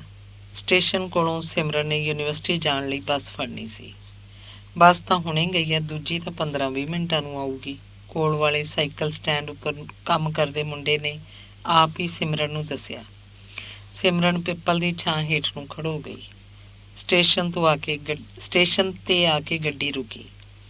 ਭਾਈਆਂ ਦੀ ਇੱਕ ਟੋਲੀ ਗੱਡੀ ਤੋਂ ਉਤਰੀ। ਅੱਧੋ ਰਾਣੇ, ਪਾਟੇ ਮੈਲੇ ਕੱਪੜੇ, ਰਬੜ ਦੀਆਂ ਚੱਪਲਾਂ ਪਾਈ ਜਾਂ ਨੰਗੇ ਪੈਰੀ, ਮਰੀਅਲ ਜੀਆਂ ਟੰਗਾਂ ਬਾਹਾਂ ਵਾਲੇ ਕਾਲੇ ਕਲੂਟੇ ਭਈਏ ਸਹਿਮੇ ਜਿਹੇ ਲੱਗ ਰਹੇ ਸੀ। ਰੋਟੀ ਰੋਜ਼ੀ ਦੀ ਖਾਤਰ ਪੰਖੇਰੂਆਂ ਵਾਂਗੇ ਸੈਂਕੜੇ ਮੀਲ ਘਰਾਂ ਤੋਂ ਦੂਰ ਲੰਘ ਆਉਂਦੇ ਨੇ। ਕਈ ਇਹਨਾਂ ਚੋਂ ਘਰਾਂ ਨੂੰ ਮੁੜਨਗੇ ਹੀ ਨਹੀਂ। ਪਤਾ ਨਹੀਂ ਕਿਉਂ ਸਿਮਰਨ ਨੂੰ ਖਿਆਲ ਆਇਆ। ਗੱਡੀ ਨੇ ਤੁਰਨ ਵੇਲੇ ਚੀਕ ਮਾਰੀ ਤੇ ਛਕ ਛਕ ਕਰਦੀ ਲੰਘ ਗਈ। ਕਿੰਨੇ ਲੋਕਾਂ ਨੂੰ ਇਹ ਗੱਡੀ ਇੱਥੇ ਛੱਡ ਜਾਂਦੀ ਹੈ, ਕਿੰਨੇ ਲੋਕਾਂ ਨੂੰ ਇਹ ਗੱਡੀ ਲੈ ਜਾਂਦੀ ਹੈ।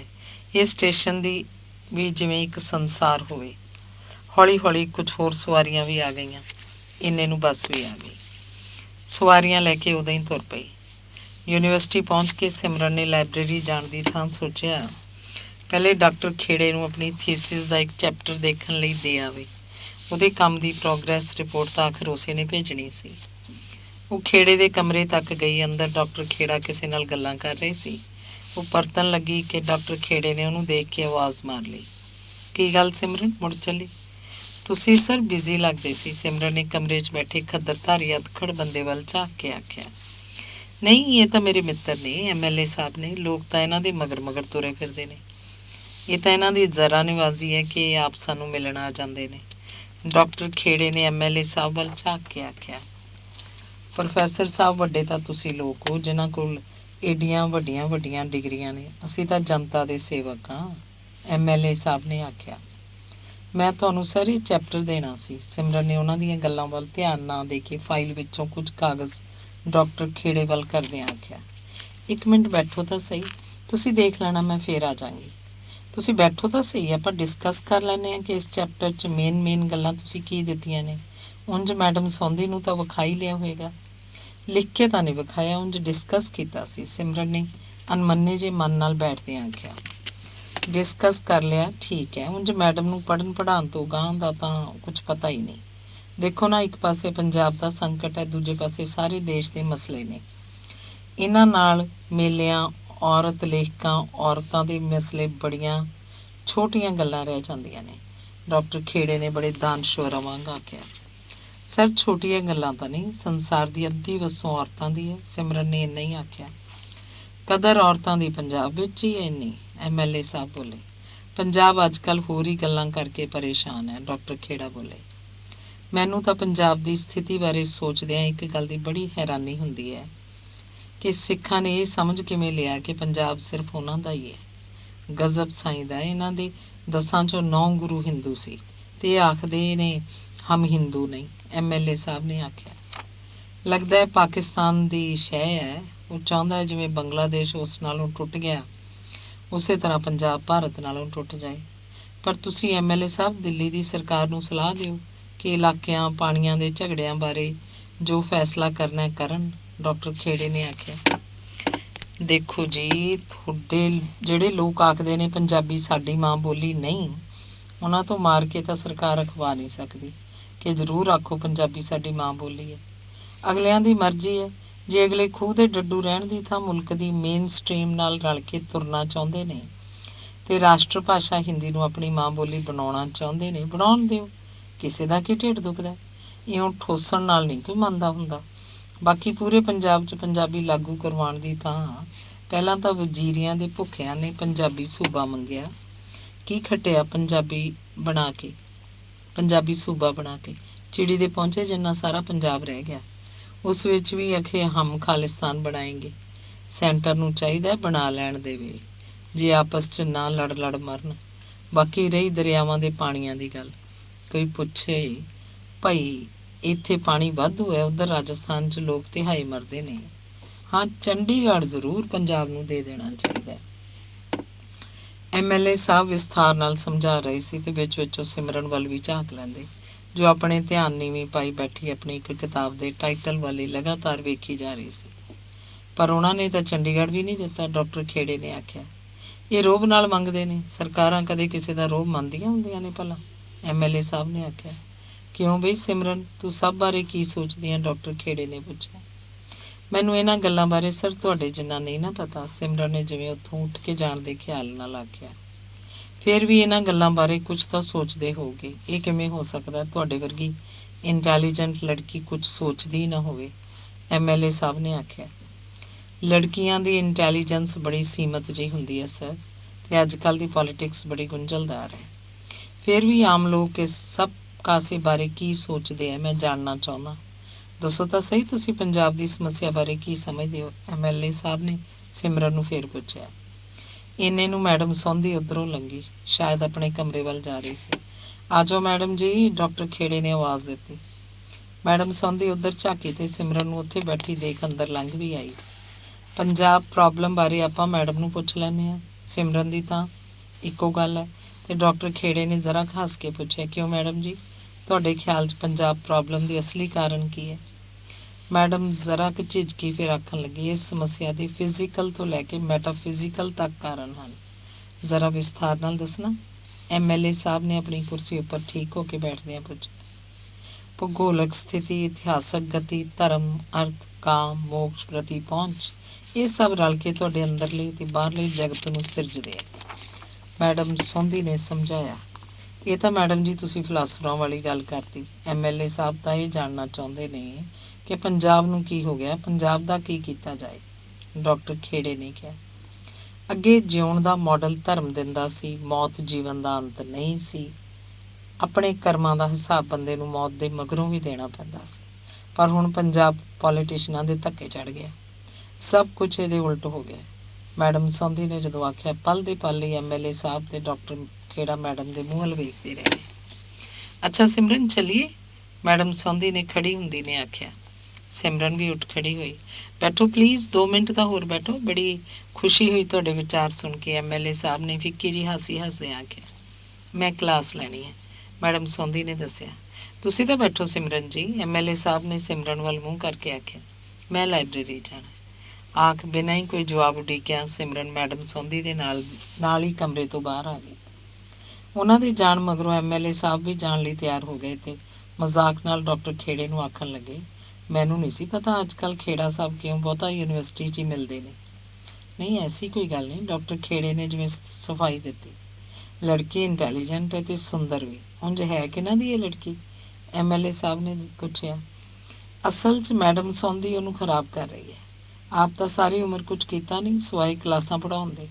ਇੱਥੋਂ ਤੱਕ ਕਿ ਕਿਸੇ ਮਾਮੂਲੀ ਤੋਂ ਮਾਮੂਲੀ ਆਦਮੀ ਨੂੰ ਵੀ ਆਪਣੇ ਵਿੱਚ ਇੰਟਰਸਟਿਡ ਨਹੀਂ ਕਰ ਸਕੀ। ਉਹ ਚਾਹੁੰਦੀ ਹੈ ਇਹ ਲੜਕੀ ਵੀ ਉਸ ਵਾਂਗ ਫਿਲਾਸਫੀ ਪੜ੍ਹਨ ਪੜ੍ਹਾਉਣ ਜੋਗੀ ਰਹਿ ਜਾਏ। ਡਾਕਟਰ ਖੇੜੇ ਨੇ ਸਿਮਰਨ ਦਾ ਤਾਂ ਪਤਾ ਦੱਸਣ ਦੀ ਤਾਂ ਗੱਲ ਹੋਰ ਪਾਸੇ ਪਾਤੀ। ਮੇਰਾ ਅੰਕਲ 20 ਕੁ ਸਾਲ ਵਲਾਇਤ ਰਹਿ ਕੇ ਇੱਧਰ ਵਿਆਹ ਕਰਵਾਉਣ ਆ ਰਿਹਾ। ਆਖੋ ਤਾਂ ਮੈਡਮ ਸੌਂਦੀ ਦਾ ਵਿਆਹ ਉਸ ਨਾਲ ਕਰਵਾ ਦਈਏ? MLA ਸਾਹਿਬ ਨੇ ਪੁੱਛਿਆ। ਛੱਡੋ ਜੀ, ਆਦਮੀ ਨੂੰ ਐਡੀ ਇੰਟੈਲੀਜੈਂਟ ਔਰਤ ਦੀ ਜ਼ਰੂਰਤ ਨਹੀਂ ਹੁੰਦੀ, ਡਾਕਟਰ ਖੇੜੇ ਨੇ ਦੱਸਿਆ। ਪ੍ਰੋਫੈਸਰ ਸਾਹਿਬ ਕੀ ਗੱਲਾਂ ਕਰਦੇ ਹੋ? ਮੈਂ ਸੱਚ ਆਖਦਾ, ਹਰ ਆਦਮੀ ਘੱਟੋ ਘੱਟ ਇੱਕ ਔਰਤ ਦੇ ਸਾਹਮਣੇ ਤਾਂ ਜ਼ਰੂਰ ਹੀਰੋ ਲੱਗਣਾ ਚਾਹੁੰਦਾ ਹੈ। ਆਪਾਂ ਕਿਸੇ ਦਿਨ ਮਿਸ ਸਿਮਰਨ ਦੇ ਘਰ ਜਾ ਸਕਦੇ ਹਾਂ? MLA ਸਾਹਿਬ ਨੇ ਡਾਕਟਰ ਖੇੜੇ ਨੂੰ ਪੁੱਛਿਆ। ਕੋਈ ਫਾਇਦਾ ਨਹੀਂ, ਇਹ ਲੜਕੀ ਕਈ ਗੱਲਾਂ 'ਚ ਬਹੁਤ ਬੈਕਵਰਡ ਹੈ। ਤੁਹਾਨੂੰ ਚੰਗੀ ਚਾਹ ਪਿਲਾ ਕੇ ਤੋਰ ਦੇਗੀ, ਤੁਸੀਂ ਜੁਰਤ ਹੀ ਨਹੀਂ ਕਰ ਸਕਦੇ ਕਿ ਕੋਈ ਲਾਈਟ ਗੱਲ ਕਰ ਸਕੋ। ਅੱਛਾ, ਫਿਰ ਮੈਂ ਚੱਲਦਾ, ਪਰ ਤੁਸੀਂ ਯਾਦ ਰੱਖਣਾ ਸਾਡਾ ਮੁੰਡਾ ਹੈ, ਇਸ ਵਾਰੀ ਜ਼ਰੂਰ ਪਾਸ ਕਰਵਾਉਣਾ। MLA ਸਾਹਿਬ ਨੇ ਖੜੇ ਹੁੰਦਿਆਂ ਆਖਿਆ। ਤੁਸੀਂ ਫਿਕਰ ਨਾ ਕਰੋ, ਸਭ ਇੰਤਜ਼ਾਮ ਹੋ ਜਾਏਗਾ। ਅਗਰ ਇਹ ਕੰਮ ਹੋ ਜਾਏਗਾ ਤਾਂ ਅਸੀਂ ਵੀ ਤੁਹਾਡੀ ਮੈਰਿਟ ਪ੍ਰਮੋਸ਼ਨ ਦੀ ਇੰਟਰਵਿਊ ਵੇਲੇ ਜੀ ਤੋਂ ਆਖੋਗੇ VC ਨੂੰ ਅਖਵਾ ਦੇਵਾਂਗੇ। MLA ਸਾਹਿਬ ਨੇ ਹੱਸ ਕੇ ਆਖਿਆ। ਦੇਖੋ ਜੀ, ਸਾਡਾ ਕੰਮ ਅਗਰ ਨਾ ਬਣਿਆ ਤਾਂ ਬਦਨਾਮੀ ਆਪ ਦੀ ਹੋਣੀ ਹੈ। ਲੋਕਾਂ ਨੇ ਆਖਣਾ MLA ਸਾਹਿਬ ਦਾ ਬੰਦਾ ਹੋ ਕੇ ਵੀ ਕੰਮ ਨਹੀਂ ਕਰਵਾ ਸਕਿਆ। ਡਾਕਟਰ ਖੇੜੇ ਨੇ ਆਖਿਆ। ਤੁਸੀਂ ਫਿਰ ਐਂ ਕਿਉਂ ਨਹੀਂ ਕਰਦੇ? 2-4 ਚਿੱਠੀਆਂ VC ਦੇ ਉਲਟ ਚਾਂਸਲਰ ਨੂੰ ਪਵਾ ਦਿਓ। ਇਨਕੁਆਇਰੀ ਅਸੀਂ ਸ਼ੁਰੂ ਕਰਵਾ ਦੇਵਾਂਗੇ, ਫਿਰ ਉਹ ਆਪੇ ਸਾਡੇ ਕੋਲ ਭੱਜਿਆ ਆਊ ਕਿ ਮਦਦ ਕਰੋ। ਤੁਹਾਡੇ ਖਿਆਲ 'ਚ ਕਿਹੜੀ ਗੱਲ ਦੀ ਸ਼ਿਕਾਇਤ ਜ਼ਿਆਦਾ ਇਫੈਕਟਿਵ ਰਹੇਗੀ? ਡਾਕਟਰ ਖੇੜੇ ਨੇ ਸੰਜੀਦਗੀ ਨਾਲ ਪੁੱਛਿਆ। ਦੇਖੋ ਜੀ, ਸਿਫਾਰਸ਼ੀ ਬੰਦੇ ਰੱਖਣਾ ਕੋਈ ਮਾੜੀ ਗੱਲ ਨਹੀਂ ਸਮਝੀ ਜਾਂਦੀ। ਪੈਸੇ ਦੀ ਹੇਰਾ ਫੇਰੀ ਨੂੰ ਕੋਈ ਨਹੀਂ ਪੁੱਛਦਾ। ਮੋਰਲ ਕਰਪਸ਼ਨ ਨੂੰ ਅੱਜ ਕੱਲ੍ਹ ਐਡਵਾਂਸ ਹੋਣਾ ਸਮਝਿਆ ਜਾਂਦਾ ਹੈ। ਬਸ ਇੱਕੋ ਗੱਲ ਹੈ ਜਿਸ ਬਾਰੇ ਗੌਰਮੈਂਟ ਬਹੁਤ ਸੈਂਸੀਟਿਵ ਹੈ, ਉਹ ਹੈ ਟੈਰਰਿਸਟਾਂ ਨੂੰ ਪਨਾਹ ਦੇਣਾ। ਲਿਖ ਦਿਓ, VC ਦੇ ਟੈਰਰਿਸਟਾਂ ਨਾਲ ਸੰਬੰਧ ਹੈ। ਜੇ ਨਾ ਹੁੰਦੇ ਤਾਂ ਹੁਣ ਤੱਕ ਇਹਨੂੰ ਮਾਰ ਦਿੱਤਾ ਹੁੰਦਾ। ਦੂਜਾ ਇੱਕ ਕੰਮ ਹੋਰ ਕਰੋ, ਕਈ ਸੰਸਥਾਵਾਂ ਦੀਆਂ ਮੋਹਰਾਂ ਬਣਵਾ ਲਓ ਅਤੇ ਕਦੇ ਕਿਸੇ ਵੱਲੋਂ ਚਿੱਠੀ ਪਾ ਦਿੱਤੀ, ਕਦੇ ਕਿਸੇ ਵੱਲੋਂ। MLA ਸਾਹਿਬ ਨੇ ਸਮਝਾਇਆ। ਜੇ ਕਿਧਰੇ ਪਤਾ ਲੱਗ ਗਿਆ ਕਿ ਚਿੱਠੀਆਂ ਫੇਕ ਹੈ, ਡਾਕਟਰ ਖੇੜੇ ਨੇ ਤੌਖਲਾ ਜ਼ਾਹਰ ਕੀਤਾ। ਇਹ ਤੋਂ ਪਹਿਲਾਂ ਕਿ ਪਤਾ ਲੱਗੇ, ਮੈਂ ਕਿਸੇ ਬਹਾਨੇ ਉਹਨੂੰ ਮਿਲ ਕੇ ਆਖਾਂਗਾ, VC ਸਾਹਿਬ, ਗਵਰਨਰ ਸਾਹਿਬ ਆਪ ਬਾਰੇ ਗਿਲਾ ਕਰਦੇ ਸੀ ਕਿ ਤੁਹਾਡੀ ਯੂਨੀਵਰਸਿਟੀ ਟੈਰਰਿਸਟਾਂ ਦਾ ਅੱਡਾ ਬਣ ਗਈ ਹੈ। ਫਿਰ ਦੇਖੋ VC ਦੇ ਰੰਗ ਬਦਲਦੇ। MLA ਸਾਹਿਬ ਨੇ ਜਦੋਂ ਸਾਰੀ ਸਕੀਮ ਸਮਝਾਈ, ਡਾਕਟਰ ਖੇੜਾ ਜਿਵੇਂ ਖੁਸ਼ ਹੋ ਗਏ। ਉਹਦੇ ਚਲੇ ਜਾਣ ਮਗਰੋਂ ਵੀ ਡਾਕਟਰ ਖੇੜਾ ਸੋਚਦਾ ਰਿਹਾ, ਕਿਆ ਇੰਟੈਲੀਜੈਂਟ ਲੋਕ ਹੁੰਦੇ ਨੇ ਪੋਲੀਟੀਸ਼ੀਅਨ ਲੋਕ ਵੀ। ਇੱਕ ਡਾਕਟਰ ਖੇੜੇ ਨੂੰ ਕਲਾਸ ਦਾ ਖਿਆਲ ਆਇਆ। ਘੜੀ ਵੇਖੀ, ਕਲਾਸ ਦਾ ਵਕਤ ਲੰਘ ਗਿਆ ਸੀ।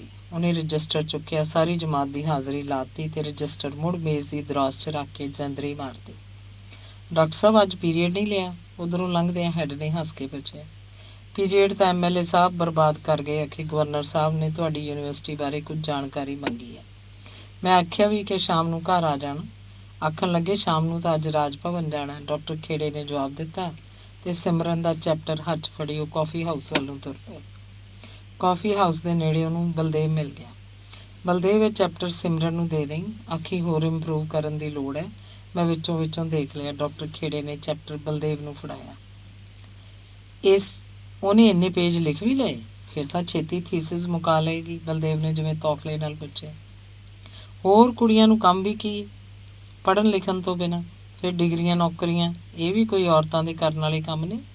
ਮੁੰਡਿਆਂ ਨੂੰ ਨੌਕਰੀਆਂ ਮਿਲਦੀਆਂ ਨਹੀਂ, ਵਿਹਲੇ ਤੁਰੇ ਫਿਰਦੇ ਨੇ। ਉੱਪਰੋਂ ਕੁੜੀਆਂ ਇਸ ਰਾਹ 'ਤੇ ਤੁਰ ਪਈਆਂ ਨੇ ਬਈ ਵਿਆਹ ਕਰੋ, ਘਰ-ਬਾਰ ਸੰਭਾਲੋ, ਬੱਚੇ ਪਾਲੋ। ਬੱਚਿਆਂ ਨੂੰ ਛੱਡ ਆਉਂਦੀਆਂ ਨੇ ਕਰੱਚਾਂ ਵਿੱਚ। ਅੱਗੇ ਜਿਵੇਂ ਲੋਕ ਡੰਗਰਾਂ ਨੂੰ ਵੱਗ 'ਚ ਰਲਾ ਆਉਂਦੇ ਸੀ। ਡਾਕਟਰ ਖੇੜੇ ਨੇ ਜਿਵੇਂ ਆਪਣੇ ਆਪ ਨਾਲ ਗੱਲ ਕੀਤੀ। ਅੱਛਾ ਸਰ, ਮੈਂ ਦੇ ਦਿਆਂਗਾ ਇਹ ਚੈਪਟਰ ਸਿਮਰਨ ਨੂੰ, ਆਖ ਬਲਦੇਵ ਲਾਇਬ੍ਰੇਰੀ ਵੱਲੋਂ ਦੀ ਹੋ ਕੇ ਹੋਸਟਲ ਆਪਣੇ ਕਮਰੇ 'ਚ ਆ ਗਿਆ। ਉਹ ਦੇਖਣਾ ਚਾਹੁੰਦਾ ਸੀ ਸਿਮਰਨ ਨੇ ਆਪਣੇ ਇਸ ਚੈਪਟਰ 'ਚ ਕੀ ਲਿਖਿਆ ਅਤੇ ਫਿਰ ਅੰਦਰੋਂ ਬਾਰ ਬੰਦ ਕਰਕੇ ਉਹ ਸਿਮਰਨ ਦਾ ਲਿਖਿਆ ਚੈਪਟਰ ਪੜ੍ਹਨ ਲੱਗਾ। ਅੰਗ 5ਵਾਂ। ਰੁੱਖਾ ਜਿਹਾ ਦਿਨ, ਵੇਲਾ ਦੁਪਹਿਰ ਦਾ। ਯੂਨੀਵਰਸਿਟੀ ਆਪਣੀ ਕੈਬਿਨ 'ਚ ਬੈਠੀ ਸਿਮਰਨ ਪੜ੍ਹ ਨਹੀਂ ਸੀ ਰਹੀ। ਬਾਰੀ 'ਚੋਂ ਬਾਹਰ ਦੂਰ ਦੂਰ ਤੱਕ ਫੈਲੇ ਖੇਤ, ਦਰਖਤ, ਗੱਡੀ ਦੀ ਲਾਈਨ ਅਤੇ ਉਹ ਤੋਂ ਪਾਰ ਦਿਸ ਹੱਦੇ ਤੱਕ ਝਾਕਦੀ ਦੇ ਉਹਦੇ ਜਿਵੇਂ ਖੋਜ ਹੀ ਪਈ। ਉਹਨੂੰ ਇੱਕ ਬੇਚੈਨੀ ਜਿਹੀ ਮਹਿਸੂਸ ਹੋਈ। ਸਾਈਂ ਮੇਰੇ ਅੰਗ ਸੰਗ, ਸਾਈਂ ਮੇਰੇ ਸਾਥ, ਸਾਈਂ ਮੇਰੇ ਸਨਮੁਖ, ਸਾਈਂ ਮੇਰੇ ਅੰਗ ਸੰਗ, ਸਾਈਂ ਮੇਰੇ ਸਾਥ, ਸਾਈਂ ਮੇਰੇ ਸਨਮੁਖ। ਬਾਬੇ ਮਾੜੂ ਦਾਸ ਦਾ ਦੱਸਿਆ ਮੰਤਰ ਸਿਮਰਨ ਮੂੰਹ 'ਚ ਦੁਹਰਾਉਣ ਲੱਗੀ। ਉਹਨੂੰ ਪਤਾ ਸੀ ਜਦੋਂ ਕੁਝ ਮਾੜਾ ਵਾਪਰਨ ਵਾਲਾ ਹੋਵੇ ਜਾਂ ਕਿਧਰੇ ਵਾਪਰ ਰਿਹਾ ਹੋਵੇ, ਉਦੋਂ ਇਸੇ ਤਰ੍ਹਾਂ ਬੇਆਰਾਮ ਜਿਹੀ ਹੋ ਜਾਂਦੀ ਹੈ, ਬਿਨਾਂ ਹੀ ਕਿਸੇ ਗੱਲ ਦੇ ਪਤਾ ਹੋਣ ਦੇ। ਆਪਣੇ ਪਾਪਾ, ਆਪਣੇ ਮਾਮਾ ਜੀ, ਆਪਣੇ ਵਲੈਤ ਰਹਿੰਦੀ ਮਾਸੀ ਅਤੇ ਉਹਦੇ ਪਰਿਵਾਰ, ਆਪਣੀ ਨਾਨੀ ਜੀ, ਸਭ ਵੱਲ ਮਨ ਦੀ ਮਨ ਉਹਦੀ ਨਜ਼ਰ ਮਾਰੀ। ਇਸ ਮੰਤਰ ਦੀ ਜਿਵੇਂ ਇੱਕ ਵਾੜ ਸਭ ਦੇ ਦੁਆਲੇ ਅਨੁਭਵ ਕੀਤੀ। ਪਰ ਫਿਜ਼ਾ 'ਚ ਬੇਚੈਨੀ ਅਜੇ ਵੀ ਜਿਵੇਂ ਉਸੇ ਤਰ੍ਹਾਂ ਮੰਡਲਾ ਰਹੀ ਸੀ। ਉਹਨੇ ਜਿਵੇਂ ਪੂਰਾ ਸਾਹ ਨਹੀਂ ਸੀ ਆ ਰਿਹਾ। ਮਨ ਹੀ ਮਨ ਮੰਤਰ ਨੂੰ ਜਿਵੇਂ ਉਹਨੇ ਬਦਲ ਲਿਆ। ਸਾਈਂ ਸਭ ਦੇ ਅੰਗ ਸੰਗ, ਸਾਈਂ ਸਭ ਦੇ ਸਾਥ, ਸਾਈਂ ਸਭ ਦੇ ਸਨਮੁਖ। ਸਭ ਦੇ 'ਚ ਮੈਡਮ ਸੋਂਦੀ, ਬਲਦੇਵ, ਧਰਮ, ਡਾਕਟਰ ਖੇੜਾ ਸਭ ਸ਼ਾਮਲ ਸੀ। ਸਾਰਾ ਪੰਜਾਬ, ਸਾਰਾ ਭਾਰਤ, ਸਾਰਾ ਸੰਸਾਰ ਸ਼ਾਮਲ ਸੀ। ਪਤਾ ਨਹੀਂ ਕਿਉਂ ਅੱਜ ਉਹਨੂੰ ਕਿੰਨੀ ਵਾਰ ਆਪਣੇ ਪਾਪਾ ਦਾ ਖਿਆਲ ਆਇਆ ਸੀ। ਉਹਦਾ ਪਾਪਾ ਉਹਦੀ ਮੰਮੀ ਨਾਲ ਸ਼ਾਇਦ ਸਾਰੇ ਸੰਸਾਰ ਦੀ ਕੋਈ ਗੱਲ ਕਰਨੀ ਚਾਹੁੰਦਾ ਸੀ। ਸਾਰੀ ਸ੍ਰਿਸ਼ਟੀ ਦੀ। ਰਿਸ਼ੀ ਆਖਦਾ ਪਰਿਵਾਰ ਲਈ ਇੱਕ ਬੰਦਾ ਕੁਰਬਾਨ ਕੀਤਾ ਜਾ ਸਕਦਾ ਹੈ। ਪਿੰਡ ਲਈ ਇੱਕ ਪਰਿਵਾਰ, ਦੇਸ਼ ਲਈ ਇੱਕ ਪਿੰਡ, ਸਾਰੀ ਸ੍ਰਿਸ਼ਟੀ ਲਈ ਇੱਕ ਦੇਸ਼ ਕੁਰਬਾਨ ਕੀਤਾ ਜਾ ਸਕਦਾ ਹੈ ਅਤੇ ਆਤਮਾ ਲਈ ਸਾਰੀ ਸ੍ਰਿਸ਼ਟੀ ਕੁਰਬਾਨ ਕੀਤੀ ਜਾ ਸਕਦੀ ਹੈ। ਪਾਪਾ ਸ਼ਾਇਦ ਸਾਰੀ ਸ੍ਰਿਸ਼ਟੀ ਤੱਕ ਹੀ ਜਾ ਸਕਿਆ ਸੀ ਅਤੇ ਮੰਮੀ ਸ਼ਾਇਦ ਸ੍ਰਿਸ਼ਟੀ ਤੋਂ ਵੀ ਗਾਂਹ ਲੰਘ ਗਈ ਸੀ। ਪਰ ਉਹ ਪਾਪਾ ਤੋਂ ਪੁੱਛਣਾ ਚਾਹੁੰਦੀ ਸੀ ਕਿ ਪਾਪਾ ਨੇ ਦੇਸ਼ ਲਈ ਇੱਕ ਘਰ ਕੁਰਬਾਨ ਕੀਤਾ ਸੀ ਪਰ ਕਿਹੜੇ ਦੇਸ਼ ਲਈ? MP ਸਾਹਿਬ ਦੇ ਦੇਸ਼ ਲਈ ਜਾਂ ਸਿਮਰਨ ਦੇ ਦੇਸ਼ ਲਈ? ਕੈਬਿਨ ਦੇ ਬੂਹੇ ਉੱਪਰ ਪੋਲੀ ਜੀ ਦਸਤਕ ਹੋਈ। ਆ ਜਾਓ, ਸਿਮਰਨ ਨੇ ਆਖਿਆ। ਸੋਨੀਆ ਅੰਦਰ ਲੰਘ ਆਈ। ਉਹ ਅੰਗਰੇਜ਼ੀ ਵਿਭਾਗ ਦੀ ਰਿਸਰਚ ਸਕਾਲਰ ਸੀ। ਹਾਰਡੀ ਦੇ ਨੋਵਲਾਂ 'ਚ ਮੁਹੱਬਤ ਤੇ ਮੌਤ ਦੇ ਸੰਕਲਪ ਉੱਪਰ ਰਿਸਰਚ ਕਰ ਰਹੀ ਸੀ। ਕੀ ਕੋਈ ਪ੍ਰੋਬਲਮ ਡਿਸਕਸ ਕਰਨੀ ਹੈ ਜਾਂ ਕਿਤਾਬ ਚਾਹੀਦੀ ਹੈ? ਉਹਨੂੰ ਕੋਲ ਪਈ ਕੁਰਸੀ ਉੱਤੇ ਬੈਠਣ ਲਈ ਆਖ ਸਿਮਰਨ ਨੇ ਜ਼ਰਾ ਕੁ ਹੱਸ ਕੇ ਪੁੱਛਿਆ। ਪ੍ਰੋਬਲਮ ਹੈ, ਪਰ ਮੇਰੀ ਨਹੀਂ, ਕਾਮਨੀ ਦੀ ਹੈ, ਸੋਨੀਆ ਨੇ ਦੱਸਿਆ। ਕੀ ਹੋ ਗਿਆ ਕਾਮਨੀ ਨੂੰ? ਜਿਸ ਲੜਕੇ ਨਾਲ ਉਹਦਾ ਅਫੇਅਰ ਸੀ ਉਹ ਉਹਨੂੰ ਡਿੱਚ ਕਰ ਗਿਆ ਅਤੇ ਉਹਦੇ ਬੱਚੇ ਦੀ ਮਾਂ ਬਣਨ ਵਾਲੀ ਹੈ, ਸੋਨੀਆ ਨੇ ਬੇਤਕਲਫੀ ਨਾਲ ਦੱਸਿਆ। ਫਿਰ? ਸਿਮਰਨ ਨੇ ਪਰੇਸ਼ਾਨ ਜਿਹੀ ਹੋ ਕੇ ਪੁੱਛਿਆ। ਫਿਰ ਤੇਰੀ ਮਦਦ ਦੀ ਲੋੜ ਹੈ। ਮੇਰੀ? ਕਿਵੇਂ? ਕਾਮਨੀ ਨੇ ਸੋਚਿਆ ਸੀ ਸ਼ਾਇਦ ਬੱਚੇ ਕਰਕੇ ਹੀ ਉਹ ਬੰਦੇ ਨੂੰ ਵਿਆਹ ਲਈ ਮਜਬੂਰ ਕਰ ਸਕੇਗੀ। ਉਹ ਸਗੋਂ ਇਸੇ ਗੱਲ ਤੋਂ ਵਿਗੜ ਗਿਆ ਕਿ ਤੂੰ ਮੈਨੂੰ ਬਲੈਕਮੇਲ ਕਰਨਾ ਚਾਹੁੰਦੀ ਹੈ। ਫਿਰ ਹੁਣ ਅਬਾਰਸ਼ਨ ਤੋਂ ਬਿਨਾਂ ਕੋਈ ਚਾਰਾ ਨਹੀਂ। ਉਂਝ ਤੇ ਅਬਾਰਸ਼ਨ ਲੀਗਲ ਹੋ ਗਈ ਹੈ, ਉਹ ਹਸਪਤਾਲ ਵੀ ਜਾ ਸਕਦੀ ਹੈ, ਪਰ ਹਸਪਤਾਲ ਜਾਣ ਲਈ ਨਾਲ ਗੱਲ ਜ਼ਿਆਦਾ ਫੈਲ ਜਾਏਗੀ। ਇਸ ਲਈ ਉਹ ਚਾਹੁੰਦੀ ਹੈ ਕਿਸੇ ਪ੍ਰਾਈਵੇਟ ਕਲੀਨਿਕ ਤੋਂ ਅਬਾਰਸ਼ਨ ਕਰਵਾ ਕੇ ਉਸੇ ਵੇਲੇ ਉਹ ਘਰ ਆ ਜਾਏ ਅਤੇ ਘਰ ਉਹਨੂੰ ਆਪਣੇ ਤੋਂ ਹੀ ਰੱਖ ਸਕਦੀ ਹੈ। ਤੁਹਾਡੇ ਘਰ ਤੇਰੇ ਨਾਨੀ ਜੀ ਹੀ ਹੁੰਦੇ ਨੇ, ਉਹਨਾਂ ਕੋਲ ਕਿਸੇ ਬਿਮਾਰੀ ਦਾ ਬਹਾਨਾ ਲਗਾਇਆ ਜਾ ਸਕਦਾ। ਹਫ਼ਤੇ ਕੁ ਵਿੱਚ ਉਹ ਠੀਕ ਹੋ ਜਾਏਗੀ। ਸੋਨੀਆ ਨੇ ਸਿਮਰਨ ਨੂੰ ਪੂਰੀ ਸਕੀਮ ਦੱਸੀ। ਨਹੀਂ, ਇਹ ਨਹੀਂ ਹੋ ਸਕਦਾ। ਬੇਜੀ ਨੂੰ ਬੇਵਕੂਫ ਨਹੀਂ ਬਣਾਇਆ ਜਾ ਸਕਦਾ, ਉਹਨਾਂ ਨੇ ਝੱਟ ਸਮਝ ਜਾਣਾ। ਚਲੋ ਉਹਨਾਂ ਨੂੰ ਸੱਚੋ ਸੱਚ ਦੱਸ ਦਿਆਂਗੇ। ਨਾ, ਇਹ ਨਹੀਂ ਹੋ ਸਕਦਾ। ਮੈਂ ਬੇਜੀ ਨੂੰ ਇਹ ਨਹੀਂ ਦੱਸ ਸਕਦੀ ਕਿ ਯੂਨੀਵਰਸਿਟੀ 'ਚ ਇਹ ਕੁਝ ਵੀ ਹੈ। ਸਿਮਰਨ ਨੇ ਜਦੋਂ ਆਖਿਆ ਤਾਂ ਸੋਨੀਆ ਜਿਵੇਂ ਖਿਝ ਗਈ। ਆਖਣ ਲੱਗੀ, ਮੇਰਾ ਨਹੀਂ ਸੀ ਖਿਆਲ ਤੂੰ ਐਡੀ ਇਨਹਿਊਮਨ ਹੋਏਂਗੀ ਕਿ ਮੁਸ਼ਕਿਲ ਵੇਲੇ ਵੀ ਕਿਸੇ ਦੂਸਰੇ ਦੀ ਮਦਦ ਨਹੀਂ ਕਰੇਂਗੀ। ਉਹ ਆਪਣੇ ਘਰ ਕਿਉਂ ਨਹੀਂ ਚਲੀ ਜਾਂਦੀ? ਉਹ ਆਪਣੀ ਮਾਂ ਨੂੰ ਸੱਚੋ ਸੱਚ ਕਿਉਂ ਨਹੀਂ ਦੱਸ ਸਕਦੀ? ਸਿਮਰਨ ਨੇ ਆਖਿਆ। ਇਸ ਲਈ ਕਿ ਤੋਂ ਮਗਰੋਂ ਉਹਦੇ ਘਰ ਦੇ ਉਹਨੂੰ ਵਾਪਸ ਯੂਨੀਵਰਸਿਟੀ ਨਹੀਂ ਆਉਣ ਦੇਣਗੇ। ਪੜ੍ਹਾਈ ਬੰਦ ਹੋ ਜਾਏਗੀ।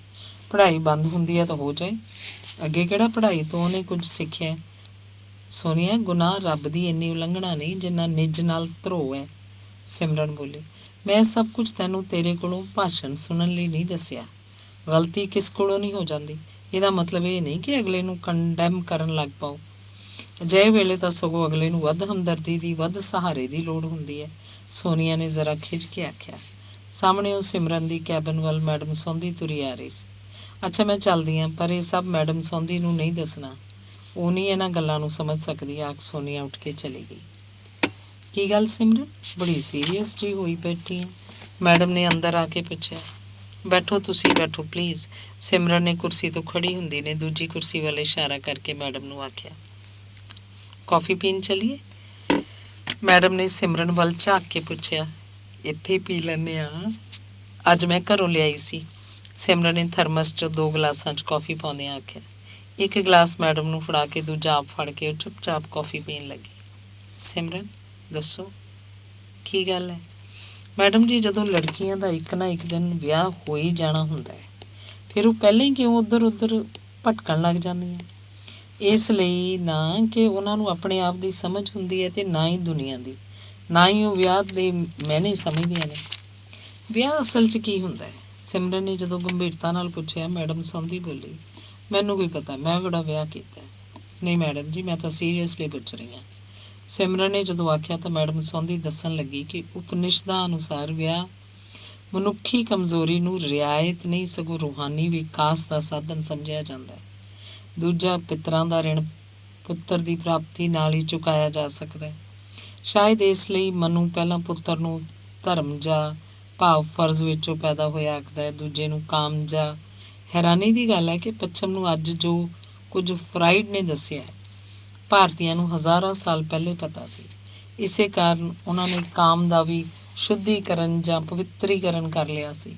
ਇਸੇ ਗੱਲ ਨੂੰ ਸਮਝਾਉਣ ਲਈ ਮਨੂ ਸਿਮਰਤੀ 'ਚ ਆਖਿਆ ਗਿਆ ਕਿ ਆਦਮੀ ਪਤਨੀ ਦੀ ਰੱਖਿਆ ਕਰਕੇ ਆਪਣੇ ਬੱਚਿਆਂ ਦੀ ਰੱਖਿਆ ਕਰ ਰਿਹਾ ਹੁੰਦਾ ਹੈ ਅਤੇ ਆਪਣੇ ਬੱਚਿਆਂ ਦੀ ਰੱਖਿਆ ਕਰਕੇ ਉਹ ਆਪਣੇ ਆਪ ਦੀ ਰੱਖਿਆ ਕਰ ਰਿਹਾ ਹੁੰਦਾ। ਅਤੇ ਗੱਲ ਕਰਦੀ ਮੈਡਮ ਸੌਂਦੀ ਹੱਸ ਕੇ ਆਖਣ ਲੱਗੀ, ਟੀਚਰਾਂ ਨੂੰ ਭਾਸ਼ਣ ਦੇਣ ਦੀ ਆਦਤ ਹੀ ਪੈ ਜਾਂਦੀ ਹੈ।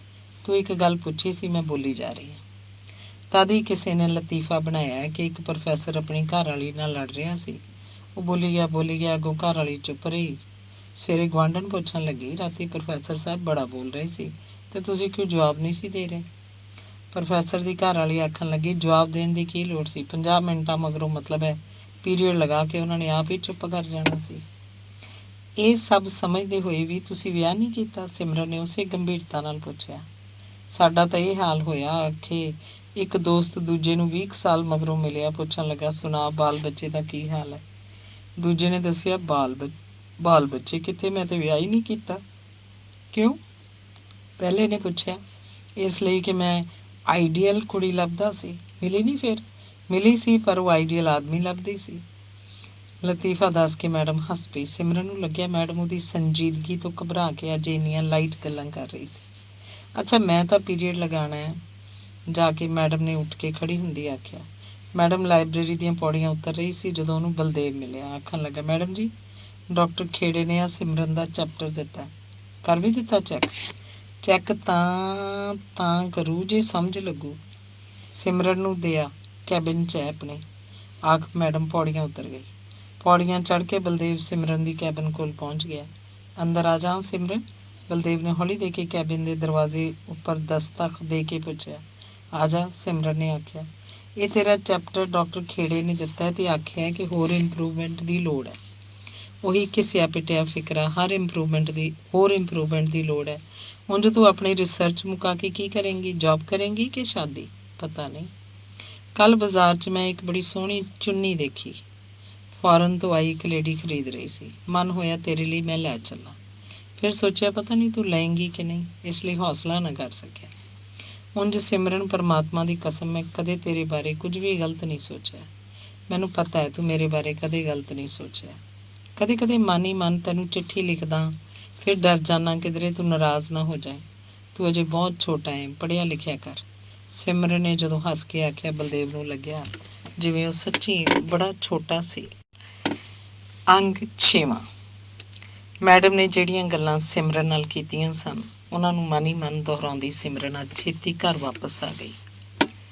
ਘਰ ਆ ਕੇ ਹੱਥ ਮੂੰਹ ਧੋ ਕੇ ਅਜੇ ਰੋਟੀ ਖਾਣ ਲੱਗੀ ਸੀ ਕਿ ਬਾਹਰਲਾ ਗੇਟ ਖੜਕਿਆ। ਗੇਂਦਾ ਰਾਮ ਨੇ ਖੋਲ੍ਹਿਆ। ਤਾਈ ਭਾਗਵੰਤੀ ਦੁਖੱਲੀ ਜੁੱਤੀ ਪਾਈ, ਉੱਪਰ ਚਿਕਨ ਦੀ ਚਾਦਰ ਲਈ ਖਾਲੀ ਹੱਥੀ ਤੁਰੀ ਆ ਰਹੀ ਸੀ। ਉਂਝ ਤਾਂ ਤਾਈ ਭਾਗਵੰਤੀ ਸਿਮਰਨ ਦੀ ਮੰਮੀ ਦੀ ਤਾਈ ਸੀ, ਪਰ ਜਿਵੇਂ ਉਹ ਆਪਣੀ ਨਾਨੀ ਨੂੰ ਬੇਜੀ ਆਖਦੀ ਸੀ, ਉਸੇ ਤਰ੍ਹਾਂ ਨਾਨੀਆਂ ਦੀ ਥਾਂ ਲੱਗਦੀ ਤਾਈ ਭਾਗਵੰਤੀ ਨੂੰ ਵੀ ਉਹ ਤਾਈ ਜੀ ਆਖਦੀ ਸੀ।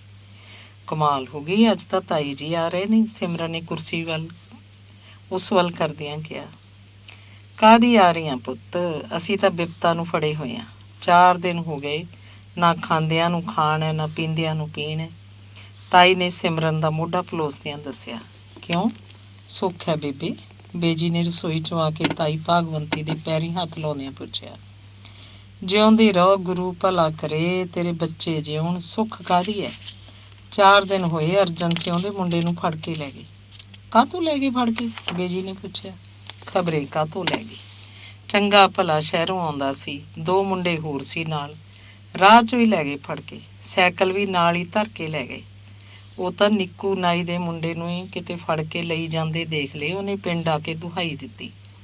ਪਿੰਡ ਦੇ ਸਰਪੰਚ ਨੂੰ ਲੈ ਕੇ ਅਰਜਨ ਸਿੰਘ ਥਾਣੇ ਨੂੰ ਨੱਠਿਆ। ਥਾਣੇ ਵਾਲਿਆਂ ਨੇ ਕੋਈ ਰਾਹ ਥੋ ਨਾ ਦਿੱਤਾ। ਫਿਰ ਪਟਿਆਲੇ ਆਏ, ਚੰਡੀਗੜ੍ਹ ਗਏ, ਸਾਰੇ ਭਕਾਈ ਕੀਤੀ, ਮੁੰਡਿਆਂ ਦੀ ਕੋਈ ਉਗ ਸੁਗ ਨਹੀਂ ਨਿਕਲੀ। ਕੱਲ੍ਹ ਦਾ ਤਾਂ ਅਰਜਨ ਸਿੰਘ 100 ਦੇ ਨੋਟਾਂ ਦਾ ਝੋਲਾ ਭਰ ਕੇ ਨਾਲ ਲੈ ਕੇ ਜਾਂਦਾ ਹੈ, ਬਈ ਮੁੰਡਾ ਕਿਸੇ ਤਰ੍ਹਾਂ ਜਿਉਂਦਾ ਜਾਗਦਾ ਘਰ ਆ ਜੇ। ਬਸ ਇੰਨਾ ਕੁ ਪਤਾ ਲੱਗਿਆ ਬਈ ਮਾਰ ਕੁਟਾਈ ਲਈ ਮੁੰਡਿਆਂ ਨੂੰ ਫੌਜੀਆਂ ਦੇ ਕੈਂਪ 'ਚ ਲੈ ਗਏ। ਬਹਿ ਜੇ ਇਹਨਾਂ ਨਪੁੱਤਿਆਂ ਦੀ ਬੇੜੀ, ਅਖੇ ਆਪਣੀ ਸਰਕਾਰ ਹੈ। ਹਾਰ ਕੇ ਸੋਚਿਆ ਵੀ ਆਪਣੇ ਕੁਲਦੀਪ ਸਿੰਘ ਵੀ ਤਾਂ ਫੌਜੀ ਹੈ, ਨਾਲ ਅਫਸਰ ਹੈ, ਉਸੇ ਨੂੰ ਆਖਦੇ ਹਾਂ ਵੀ ਪਤਾ ਕਰੇ। ਤਾਈ ਭਾਗਵੰਤੀ ਇੱਕੋ ਸਾਹ ਕਿੰਨਾ ਕੁਝ ਆਖ ਗਈ। ਪਰ ਤਾਈ ਜੀ, ਅਰਜਨ ਸਿੰਘ ਬਾਈ ਦਾ ਮੁੰਡਾ ਫੜ ਕੇ ਕਾਹਤੋਂ ਲੈ ਗਏ? ਜਣਦਿਆਂ ਦੇ ਰੋਣ ਨੂੰ, ਅਖੇ ਅੱਤਵਾਦੀਆਂ ਨਾਲ ਇਹਨਾਂ ਦਾ ਬਹਿਣ ਉੱਠਣ ਹੈ। 4ਥਾ ਸਾਲ ਸੀ, 14 ਜਮਾਤਾਂ ਪਾਸ ਕੀਤੀਆਂ ਨੂੰ। ਕੋਈ 20 ਥਾਈਂ ਅਰਜ਼ੀਆਂ ਦਿੱਤੀਆਂ ਨੌਕਰੀ ਲਈ, ਕਿਸੇ ਨੇ ਸਿਆਣ ਨਹੀਂ ਕੱਢੀ। ਹਾਰ ਕੇ ਅਰਜਨ ਸਿੰਘ ਨੇ ਪੈਟਰੋਲ ਪੰਪ ਲਾ ਕੇ ਦਿੱਤਾ। ਪੈਟਰੋਲ ਪੰਪ 'ਤੇ ਤਾਂ ਜਾਣੇ ਖਾਣੇ ਨੇ ਪੈਟਰੋਲ ਲੈਣ ਆਉਣਾ ਹੀ ਹੈ, ਅਖੇ ਇਸ ਦਾ ਅੱਤਵਾਦੀਆਂ ਨਾਲ ਬਹਿਣ ਉੱਠਣਾ ਹੈ। ਉਹ ਤਾਂ ਵਿਚਾਰਾ ਸੱਤਿਆਮਾਨ ਕਦੇ ਅੱਖ 'ਚ ਪਾਇਆ ਕਿਹੜਾ ਰੜਕਿਆ ਸੀ, ਉਹ ਤਾਂ ਊਂ ਦੂਸ਼ਣ ਲਾਉਂਦੇ ਨੇ। ਤਾਈ ਭਾਗਵੰਤੀ ਆਪ ਮੁਹਾਰੀ ਦੱਸੀ ਜਾ ਰਹੀ ਸੀ। ਲੈ ਬੇਬੇ ਚਾਹ ਲੈ, ਬੇਜੀ ਨੇ ਕੱਚ ਦਾ ਗਲਾਸ ਤਾਈ ਭਾਗਵੰਤੀ ਦੇ ਅੱਗੇ ਕਰਦਿਆਂ ਆਖਿਆ। ਕਾਹਦੀ ਚਾਹ? ਮੇਰੇ ਤਾਂ ਪਾਣੀ ਦੀ ਘੁੱਟ ਕਿਹੜਾ ਲੰਘਦੀ ਹੈ। ਖਬਰ ਨਹੀਂ ਕੁੱਟ-ਕੁੱਟ ਕੇ ਮੁੰਡੇ ਦਾ ਕੀ ਹਾਲ ਕਰਦੇ ਹੋਣਗੇ। ਆਖਦੇ ਨੇ ਕਈਆਂ ਨੂੰ ਤਾਂ ਮਾਰ ਕੇ ਬਾਰਡਰ 'ਤੇ ਸਿੱਟ ਆਉਂਦੇ ਨੇ, ਮਗਰੋਂ ਆਖ ਦਿੰਦੇ ਨੇ ਪਾਕਿਸਤਾਨ ਤੋਂ ਆ ਰਿਹਾ ਸੀ। ਪੁਲਿਸ ਨਾਲ ਮੁਕਾਬਲਾ ਹੋ ਗਿਆ। ਕੋਈ ਪੁੱਛਣ ਵਾਲਾ ਹੋਵੇ, ਪਾਕਿਸਤਾਨ ਕੀ ਤੁਹਾਨੂੰ ਰੋਣ ਜਾਂਦੇ ਨੇ? ਜੇ ਆਪਣੇ ਮੁਲਕ 'ਚ ਢੋਈ ਨਹੀਂ, ਬਗਾਨਾ ਦੇਸ਼ ਕੀ ਵਾਰੂ ਬਣੂ। ਊਂ ਧੀਏ ਸਿਮਰਨ, ਤੂੰ ਤਾਂ ਪੜ੍ਹੀ ਲਿਖੀ ਐ, ਇਹ ਗੌਰਮੈਂਟ ਮੁੰਡਿਆਂ ਨੂੰ ਇਉਂ ਮਰਵਾਈ ਕਿਉਂ ਜਾਂਦੀ ਹੈ? ਬੰਦੇ ਤਾਂ ਲੱਖੀ ਹਜ਼ਾਰੀ ਨਹੀਂ ਥਿਉਂਦੇ ਕਿੱਧਰੋਂ। ਉਹ ਵੀ ਮਾਵਾਂ ਦੇ ਪੁੱਤ ਹੀ ਹੈ। ਚਾਹ ਪੀਂਦੀ ਤਾਈ ਭਾਗਵੰਤੀ ਆਖ ਰਹੀ ਸੀ। ਬਾਈ ਅਰਜਨ ਨਾਲ ਨਹੀਂ ਆਇਆ ਤੁਹਾਡੇ? ਸਿਮਰਨ ਨੇ ਪੁੱਛਿਆ। ਉਹ ਕਿਸੇ ਦਿੱਲੀ ਦੇ ਵਜ਼ੀਰ ਦੇ ਰਿਸ਼ਤੇਦਾਰ ਨੂੰ ਨਾਲ ਲੈ ਕੇ ਚੰਡੀਗੜ੍ਹ ਨੂੰ ਗਿਆ। ਆਖਦੇ ਨੇ ਸਾਰੇ ਹੁਕਮ ਦਿੱਲੀ ਤੋਂ ਪਹਿਲਾਂ ਚੰਡੀਗੜ੍ਹ ਆਉਂਦੇ ਨੇ। ਇਉਂ ਕਰੋ ਬੇਬੇ, ਹਾੜੇ ਮੇਰੀ ਭੈਣ, ਮੇਰੇ ਨਾਲ ਚੱਲ, ਆਪਾਂ ਕੁਲਦੀਪ ਸਿੰਘ ਕੋਲ ਦਿੱਲੀ ਚੱਲੀਏ, ਉਹਨੂੰ ਨਾਲ ਲੈ ਕੇ ਆਈਏ ਵੀ ਮੁੰਡਿਆਂ ਦਾ ਪਤਾ ਕਰੇ। ਤਾਈ ਭਾਗਵੰਤੀ ਨੇ ਬੇਜੀ ਦੀ ਮਿੰਨਤ ਕਰਨ ਵਾਂਗ ਆਖਿਆ। ਆਪਾਂ ਉਹਨੂੰ ਟੈਲੀਫੋਨ ਕਰ ਲੈਂਦੇ ਹਾਂ, ਬੇਜੀ ਨੇ ਆਖਿਆ।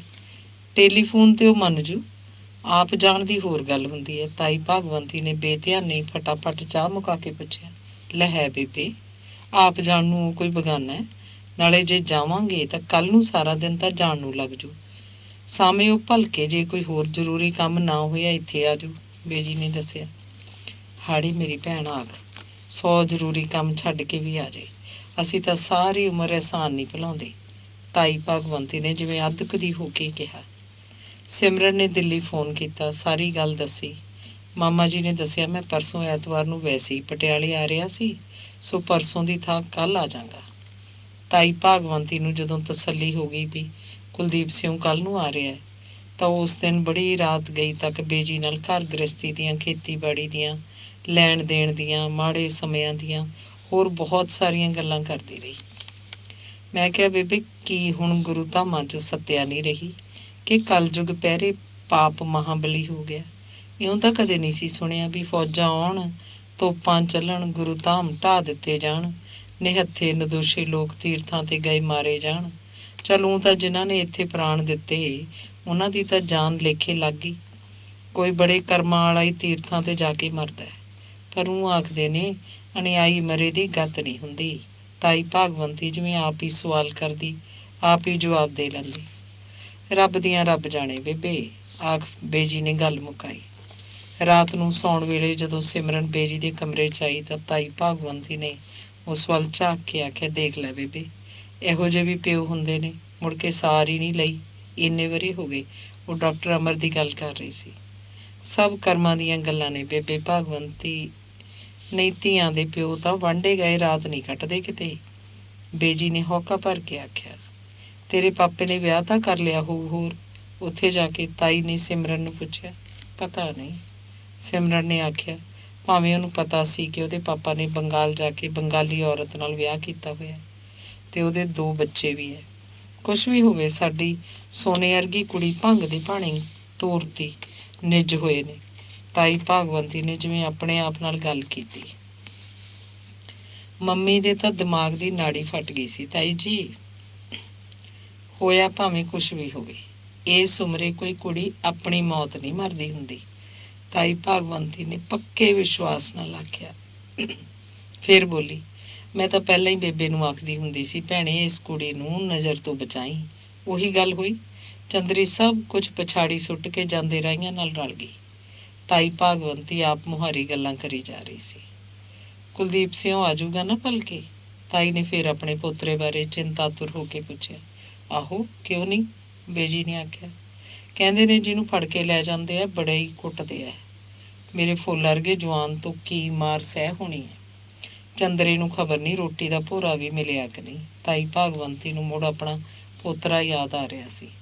ਉਹ ਕਿਹੜਾ ਕੋਈ ਚੋਰ ਡਾਕੂ ਹੈ ਵੀ ਮਾਰਨਗੇ, ਨਾਲੇ ਭਲਕੇ ਕੁਲਦੀਪ ਆਜੂ, ਕਰ ਲੋ ਪਤਾ, ਬੇਜੀ ਨੇ ਦਿਲਾਸਾ ਦੇਣ ਵਾਂਗ ਆਖਿਆ। ਚੋਰ ਡਾਕੂ ਤਾਂ ਸਰਕਾਰ ਆਪ ਬਣਾਉਂਦੀ ਹੈ।